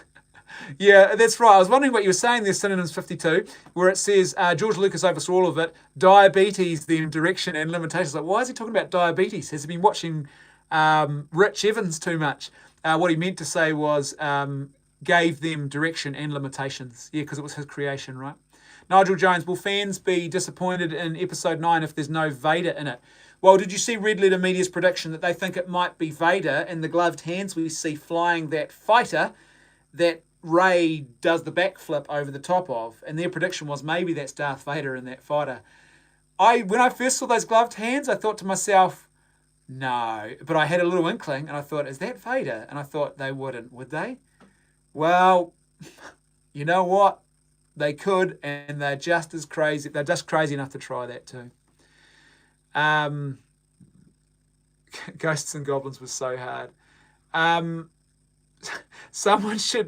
Mad Circle says someone should time travel and stop Rey from being born. Someone should time travel and just help the writers to write a meaningful version of Rey where she's not just perfect in every way, that she actually has some struggle, because she'd be such a fascinating character. Her backstory is all ripe there. It is ripe. It's fertile ground for struggle. She's abandoned on a planet that is basically a slave planet by her parents. Everything about her character should scream that she has adversity and things to overcome, especially in her character and in limitations. But guess what? They made her a Mary Sue, and it was a disaster. William Gendron says, did you hear about Disney and Ollie Jones? Disturbing thoughts, hard to see the pics of the boy. What suggestions would you provide the father? So William, I haven't heard about this. Can you please enlighten me? I haven't heard at all about Disney and Ollie Jones. It sounds like some sort of abuse thing, which obviously if it is, it's not good. Blackpool says, I'm Wilford Brimley. Diabetes. Blackpool, I'm not Wilford Brimley. I've been Wilford Brimley, and this is diabetes. Here we go. Josie says, recently watched Watchmen director's cut and didn't feel like it added much to the theatrical version, unlike BVS Ultimate Edition did. Yeah, I'd agree with that. I think it's Finn in the TIE Fighter. Yeah, really? You think it's Finn? Interesting. If she's time travelled, but then Finn can't fly though, can he? So, I don't know. If Finn's in that TIE Fighter, then it's a case of mistaken identity or something, isn't it? But why would he be attacking her? I think it's... I initially thought it's more likely to be Kylo Ren. But if they do the time travel, anything's up for grabs. Empty Fan says, what are your thoughts on Disney's Galaxy's Edge? Well, I think at the moment there's two there's two sort of competing schools, and I think both of them are shouting too loudly, and we're not getting accurate information. So what I mean by that, Inti-fan, is that I think there's some people who just desperately want it to fail, and so that they are sort of perhaps selectively looking at information and saying that, look, it's emptying, and there's no fans turning up, and they're not succeeding, and rah, rah, rah. And then there's people on the other side who desperately want us to succeed, and they are also equally loud in their propaganda and perhaps shilling. I think it's too early to tell you what will happen with it, but here's my thoughts about Galaxy's Edge. I think they've made one huge mistake, and that they have made Galaxy's Edge its own imitation of Star Wars, existing Star Wars worlds. They've just created a fan fiction version of a Star Wars world. They haven't gone back to the original, largely anyway, the original Star Wars worlds and created those in a theme park. If they'd done that, it would be hugely successful. As a result of that, I think it's going to have real trouble going forward. Once the gloss wears off and you realise that this is not actually a Star Wars world, but something that imitates worlds you've seen in Star Wars, I think they're going to have issues. Okay. Wasted Mind said, Disney's logic, the most talked about Star Wars thing we've done that was received well was Vader in Rogue One. Let's put that in episode 9. And that's the thing, right? I think they want Vader. They know Vader. Vader is a popular property in Star Wars. They want to get their hands on it. And time travel will allow them to do that. David Corrington, Darth Vader versus Louis Kang. Oh, here we go. Sorry, the screen's moving up. Finn can't fly. That was established in episode 7. That's right. So I don't think it is him. Warren Raw, it's ridiculous how they didn't put any of the original trilogy characters in Galaxy's Edge, and what a surprise, it's empty. Yeah, and I don't know if it is. I think some days it's empty, other days it's not.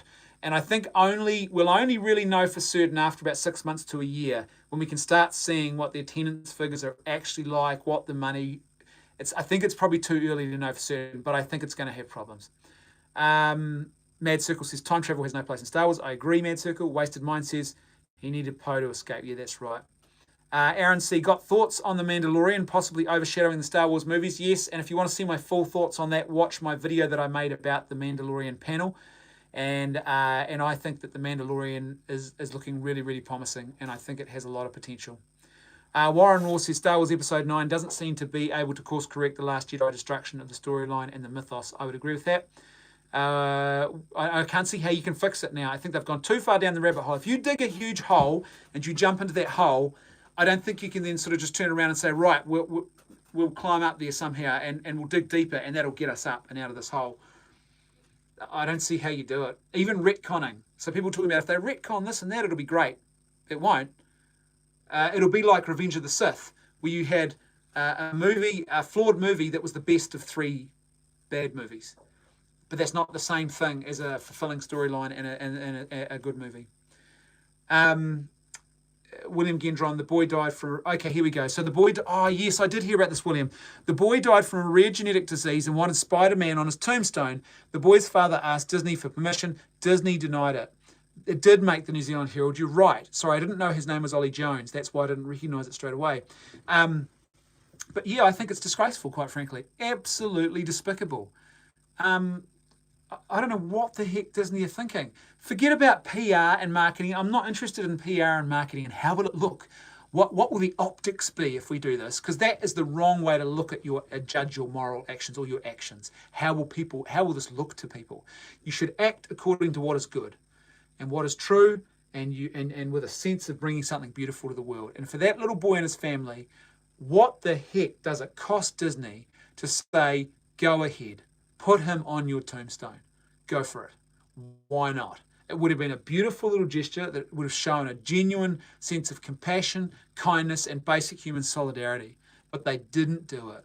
And it speaks volumes to me about the corruption of the human person and human conscience that often happens at a corporate level. I remember being really angry about that, especially as a father of children and friends of ours, close friends of ours that we know, lost a child a couple of years ago to disease. And I straight away thought about their situation. For some reason, it spoke to me about their situation. And I thought it was just awful.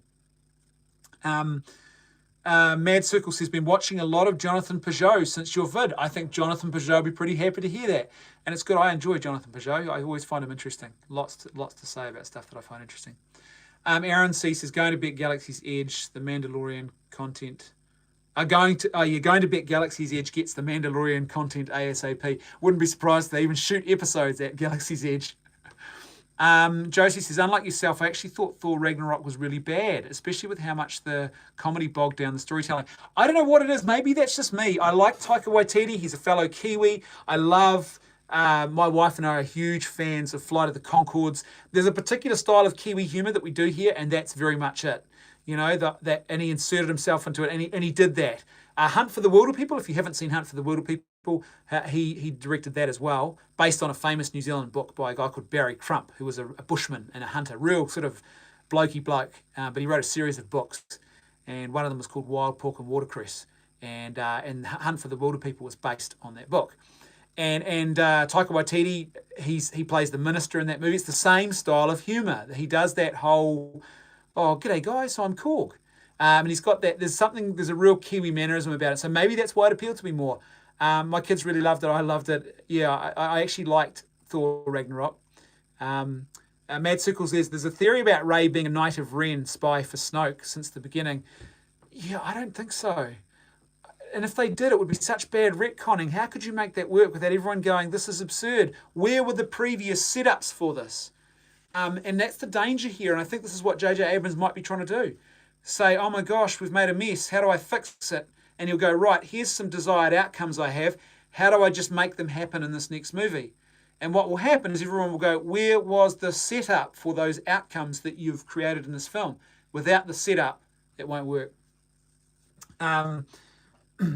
M-Force 1 says, he shouldn't have asked Disney at all. I would have just done it. You know what? I tend to agree. And maybe, again, that's the Kiwi way. Better to say sorry than to ask permission to be told no. But the fact is that he had integrity about him as a man. He said, I feel I have an obligation, a moral obligation to ask these people. And to me, that would have just strengthened the case. It would have said, yeah, go for it. But they didn't, even though he asked. Yeah, Mad Circle says that would somewhat explain 7 and 8. Oh, yeah, okay. The Go Ball says, what would you say to the people who say that all the strong female characters have traditionally male traits? Well, I'd say they don't. It depends who the character is. It's interesting. Look at Ripley in Aliens. What is her defining characteristic? She's not a butch action hero. She's really not. What is it about? She uses her cunning and her guile, and she's a mother. Think about Aliens. She wants to save Newt, the little child. And remember, that whole movie, Aliens, is about one mother, the queen, the evil mother, versus the good mother, Ripley, who wants to save her children. It's mother versus mother. So motherhood is very much the thing that defines that character. The same is true for Sarah Connor. Even though she's hard-edged, and she has to learn to take that hard edge off in Terminator 2, and by the end of it, she has developed her character arc. She's a bit softer. It's very much about her caring for her son and wanting to see him survive and for as a hope for the future. Whereas what we see now is a lot of female action heroes today, they literally just take them and stick them into these one-dimensional male action hero molds where it's all about brawn and smashing people over and a lot of it's absurd anyway, even when males are doing it, let alone when you've got females doing it. And it's just one-dimensional. It doesn't actually respect or show us anything unique about the otherness of femininity. It's just a terrible rip-off of this. Daniel says he's funny. I like his humour. Taika Waititi. Simmons50 says, I love Thor Ragnarok, quite possibly my favourite MCU film of all time. And that's saying something because for the most part, I don't think that most of them are memorable. Won't be the first time JJ's tried to feed people chicken feed, shall we say. Thanks, Wasted Mind. For All Ages says Star Wars is a quote taken from Lucifer, directive by his demons to enforce as a hidden message to brainwash the youth. Or alternately, a way of looking at Star Wars is that there is an attempt at grasping at something true there. I think All Ages. Douglas Nelson, could Rise of Skywalker be worse than The Last Jedi? Yeah, it could be, but I don't think so. I think they could be on a par. It could be worse than Force Awakens though. Warren says, what they did to deny Ollie and his father truly was the last straw, and I'll only boycott Disney stronger. It's heartless and pathetic. Yeah, that's the kind of thing that just I have no regard for, eh? It lacks a basic common humanity that we should all have. The Go Ball says, do you think that for every good female character, there's 5 times as many male characters? I don't know if there is. It depends what you mean. In the world of action, sure, but that makes sense to me, because who is it that's primarily watching action movies? If my wife and I were to sit down on a date night and we're going to watch a movie together, I'll tell you what right now, if I say to her, we can have a choice between this movie called Jane Austen Falls in Love or this other movie called Die Screaming with Sharp Objects in Your Head, I'll tell you which one she's going to choose every time. And it's not Die Screaming with Sharp Objects in Your Head. As males, we have a tendency we have a masculinity that outworks itself in the world in a certain way, and we tend to see and respond to movies in a certain way because there's a connection of some kind there, even if movies are often excessive or exaggerations of that thing.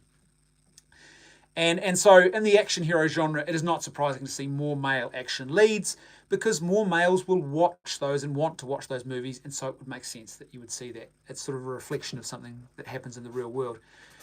But then if you go outside of action, I think there are some really good portrayals of females in film, and particularly if you go back through the history of cinema as well. And there is so much scope for plenty more. I really don't know why we don't see more of that and that actually being celebrated. Yeah, it's bizarre to me. But I think, too, a lot of it's natural as well. We don't all have to like the same movies, and we don't all have to appear in the same types of genres, males and females, I mean. The world is not incomplete if there are more males in action movies. That was an absurd lie. It's got to the point now where you have people who rate how much dialogue each character gets, and they're trying to suggest that just because a female character doesn't have as much dialogue as a male character, somehow that means that there's an act of sexism towards females. It's an absurdity, absolute absurdity. If you go and watch something like the Pitch Perfect movies, you'll see it's the flip side around probably. You'd have more female dialogue than you would male. It doesn't mean it's sexism towards males. It's just the way the world is. It's okay, we have different tastes, we have different likes, and I think this obsession with that kind of stuff is absurd.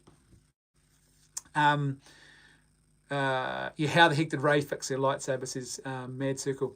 Josie says, have you seen those leaked clips of Christopher Nolan's new film Tenet, where cars are driving in reverse? It makes one think, what is this film? Masterpiece loading, potentially. Yeah, I think Nolan is one of the greats. Him and Denis Villeneuve, Taylor Sheridan as a writer. There are some great writers out there. James Mangold, I like as well. There are some great filmmakers out there still, and there's hope. There is hope when you've got people like that involved in filmmaking. And I would go and see a film just because Christopher Nolan made it. That would be enough to get me in the door to go and pay tickets to the theatre to see a film. His writing and his filmmaking sensibilities, I just really love. Wasted Mind, because Ray... okay, we go... Anti-Fan says, lately when you hear a Star Wars movie is doing reshoots, do you think the movie is being aligned by a Disney corporate agenda or something else? Never used to hear of this happening in the 70s and 80s. Well, certainly not as much reshoots. I mean, reshoots have happened, but not like this. And I think part of it is probably poor planning. I think there is a modern tendency today not to back an artistic vision. It's to try and meet a demographic need. So what do the kids want to see from the film? Let's make that. So instead of artistic integrity, it's all about producing a product that will sell to the most people. And so there's this obsession with market research. And if you're doing market research constantly, which a lot of big corporations are, and you start to think, oh, the testing's not looking good for this, let's go back and reshoot it. That's why I think we see more of that now. People don't back their artistic vision as much. And so I do. I mean, for me, reshoots are not the end of the world, because Peter Jackson did. You have what traditionally they weren't. You might call them pickups, pickup shots that, and you create a film and you realise, oh heck, we're just missing something here. Let's go and do a pickup. Let's go and reshoot something. And Peter Jackson did those on Lord of the Rings. There was a whole lot shot actually in Wellington, literally in a car park. There were things they shot because they realized we needed just an extra angle here, or we need a little bit of something. The Passion of the Christ, starring Jim Caviezel, that scene where he's preaching to the crowds. I think it's the Sermon on the Mount. I could be mistaken on that, but he's preaching to the crowds. They filmed that literally in a car park. There's a shot of Caviezel playing Jesus and the sky behind him, and they're looking up at him. So the camera angle's down below. They shot that on the back of a pickup truck in a car park because they realized, oh, we needed the shot. So get him in costume, get him in character, and then have him doing his thing, and we just shoot it so you can't see all the buildings and the cars and everything else, and then we insert it into the film. So pickups make sense to me. They don't really worry me.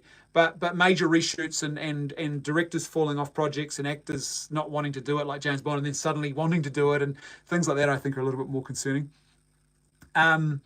I don't think Rey fixing the lightsaber is a problem. How did Luke build a lightsaber? Yeah, who cares? That's the thing, and this is something Reddit and Media talked about, and I think they're right, is that basically originally with Star Wars it was about the characters and the story. Now with Star Wars, it's about the details. You know, the throwaway line from Darth Vader where he says, I see you've built your own lightsaber to Luke in Return of the Jedi. All of a sudden, it becomes this obsession. That becomes the major detail we've got to fixate on. And the prequel started that, and then I think that's what's happened, unfortunately. And as a result, what we've lost is character development and good storytelling. And it's frustrating because character development and good storytelling are important because everything else is superficial. Character development is where you discover the conscience, the heart, the soul, the meaningfulness, the depth of a character. And the story in which they are situated is essential to that as well. And when those things are taking a back seat to visual spectaculars and little minor details that are not actually character development and story prescient or important, it speaks to the fact that we're not thinking deeply about the human person and about the human story anymore. We're caught with the blaring lights. Oh, look at that. Oh, that's amazing. Oh, look at those fancy flashing lights. We're not looking deeply. It's a reflection, I think, of a society that doesn't contemplate things deeply enough. And so it kind of actually does matter, interestingly. It's not, it's a small thing, but it's a symptom of a bigger problem, I think, that exists in the culture. Focus groups hating it. Yeah, that's probably why. Warren says, I don't know why they can't just respect characters and create new ones for diversity. I agree. And there's really great characters where they've done that. And I don't understand why it is that we need to take an existing property or an existing character and then just change them to suit a token requirement. It's like, well, if we meet a quota here, somehow we've done something. Why not let original characters and ideas shine? Why not do that? Aaron C says, so hypothetically, episode 9 bombs or underperforms, and Mandalorian is a hit with fans. Well, they've already greenlit season 2 for Mandalorian, I see. What does Iger Disney do? Kennedy retires or stays entrenched? I think she's too entrenched. I think she probably should have gone last year, but she hasn't. And that tells me she's probably too entrenched. Maybe she knows where the bodies are buried, or like a lot of corporate culture, you get people who get entrenched in the machine, and then this is what often happens in corporates and big organizations.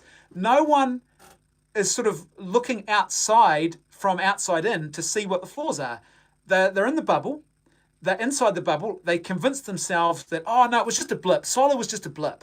Last Jedi, it's just a group of little misogynists. It's not really a bad thing. You know, they convince themselves inside the bubble that things are not as bad as they are, and no one takes action. And so, and you get people who are entrenched in corporate culture and end up in positions of leadership, and they're like David Brent from The Office, or Michael from The American Office. They're out of their depth. They shouldn't be in the job that they're in. But corporate culture is such that it lends itself to these people just staying in these roles. So that's quite possibly what might happen there with her.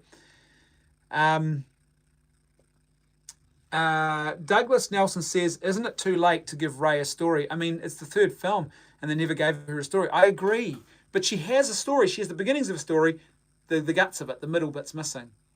And that's the problem now. JJ might try and go back, and it's more than that he might try and give her a story. He'll try and give her a conclusion, I suspect, to a story that does not exist.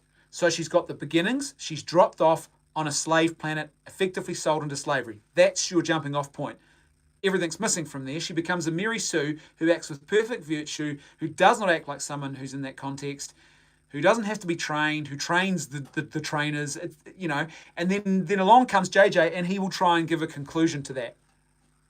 How do you conclude a lack of struggle, a lack of suffering, she will be the same character at the end of this film as what she is at the beginning. The only difference is she'll be in a different geographical location, and she might have made a few new friends along the way. But her, as a person, will not have changed or developed. And that's why I find her such a meaningless character to watch. There's nothing there. She's a hollow man. Nigel Jones says Ray needs to turn to the dark side for her character to make sense. Look, that would have been interesting, but I don't think she needed to do that even.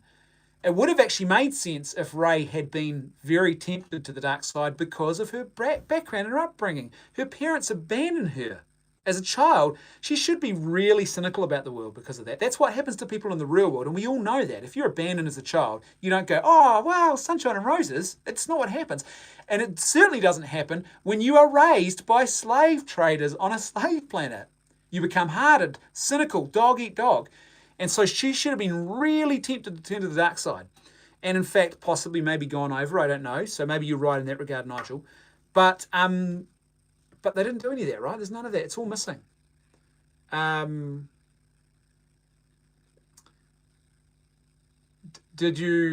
William says, did you reason the spoiler? I realised the spoiler behind why episode 9 is called Rise of Skywalker.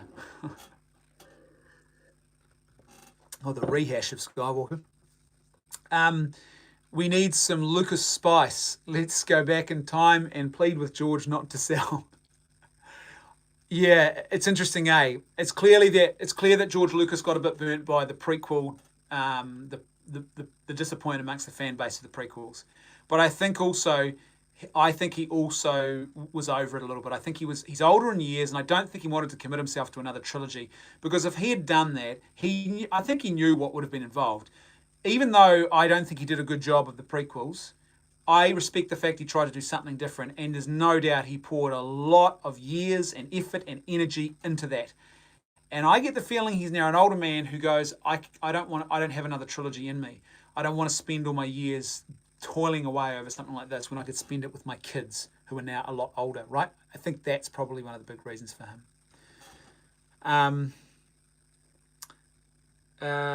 Wasted Mind said, Kathleen Kennedy not getting tossed yet is logical.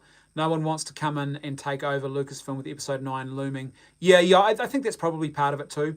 I wonder why, and maybe they're also thinking, this is corporate culture, they're thinking, oh, she can correct the course, it's a mistake, but let her correct it. If we change personnel now, that'd be an absolute disaster. So maybe that's part of it too. I wonder why the Rise of Skywalker reshoots story isn't gathering huge attention. Kind of tells you something about fan investment. Yeah, I don't think many people really do care hugely. The Disney machine is definitely trying to convince us that lots of people care about this film, but I think the signs are that that's not really true. Dave T. Geek says, is Ollie Jones the kid who Disney wouldn't let have Spider-Man engraved on his headstone? Yeah, he is, Dave. That's who he is. Good to see you for all ages. Aaron C. Ray should have been fearful. You saw it in her face when she was cleaning the scrap and saw that old lady next to her. Yeah, I agree. The character is not right. And I really don't understand this. I think they just couldn't bear themselves to write that character the way it needed to be written. And whether it's ideology or whether it's they just didn't want to, I don't know. Daniel says, got to roll out. Good night all, as Optimus Prime would say. Autobots roll out. Good to see you again, Daniel. Thanks for joining us. I'm gonna we'll end the stream soon, guys. We've gone a little bit longer than I would have thought of, but it's school holidays here in New Zealand, so I've been taking it a little bit easier with my work days with the family, so we've gone a little bit over time, but that's all right. Ray, nice try, says Ray should have turned evil and Kylo should have turned good at the end of episode 8. That would have been an amazing cliffhanger. I think though what they could have done was had Ray and Kylo team up. That would have been interesting, to have the two of them now in charge of the First Order machine. That would have been potential for me. I think there would have been potential there. I mean, you would have had to fix other things as well, but that would have been a more exciting potential story development. Akima says he did already say in the 90s he didn't want to be doing Star Wars in the 70s. Yeah, that's right, he did, right? I think that's the big issue. He didn't want to He didn't want to be doing this forever and a day. And good on him. Good on him for having the wisdom to say, you know what, my time is done. I have got other things I want to spend particularly my twilight years doing, and it's time to let go of the reins. I think there's something very meritorious about that. William Gendron, allegedly Rey's journey is to find a big antennae to broadcast Luke's motivational speech, which equals Rise of Skywalker, his voice. Who knew a voice would destroy the Empire? If that's what they do, oh boy. Oh.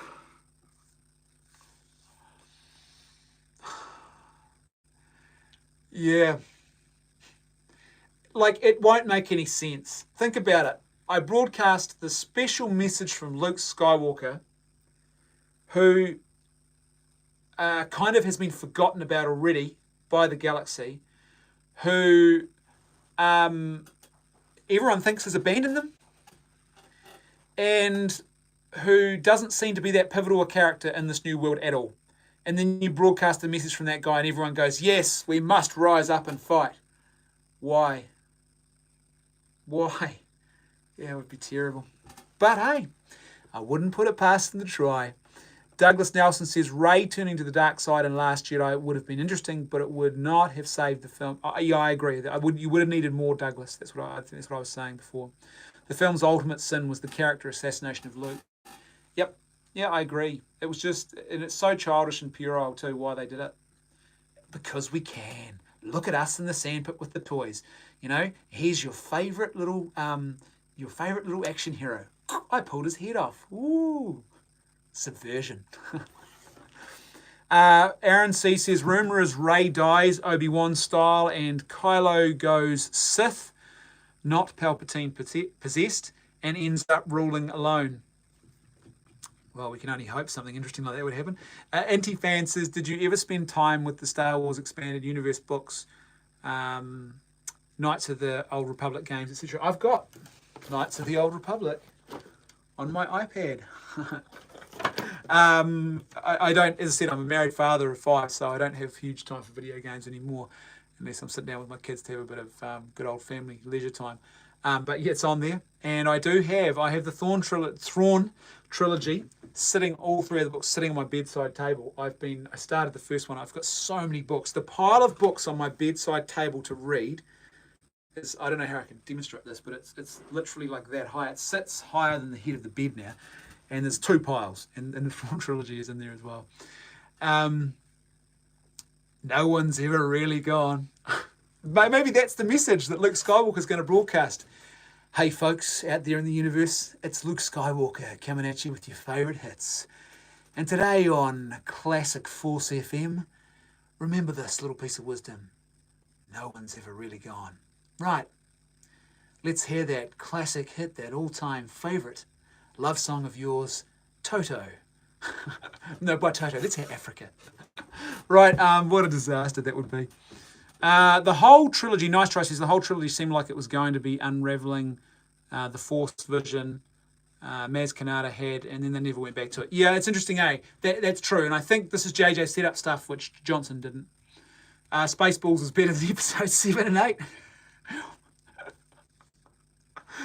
Oh, it's funny, because it's true.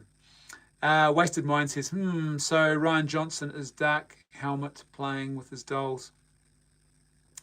Aaron C says, speaking of your kids, what are their thoughts on Star Wars? Well, it's interesting. There's a bit of a divide in our house on Star Wars. So they generally, I think they all love Rogue One. They love Rogue One, and so do I. I think that's great. Solo, I don't think we've watched. Oh, we watched Solo. They were like, yeah, Solo, yeah. They didn't. I can't remember. They didn't really taken by it. One of my daughters, I've got twin daughters. One of the twins absolutely loves The Last Jedi because of Rey. She just loves Rey, and so I'm not surprised by that. The other twin does not. They all generally are okay with The Force Awakens, I think, apart from my son. He just finds it boring. But yeah, it's interesting. The only exposure they've really had has been through, primarily through the new films, and they haven't captured them. they have not captured them. My eldest daughter, who's now 12, she had a bit of an entry point previously with the original trilogy and with the prequels, and she is a bit more taken by Star Wars. But the ones who've only had exposure to the new films don't. It's just like, yeah, Star Wars, take it or leave it, which is interesting to me. I think that speaks volumes about how the new trilogy just doesn't have the sense of wonder about it anymore that we had coming up. Anti-fan says, is using Palpatine a bad idea? Yep, absolutely.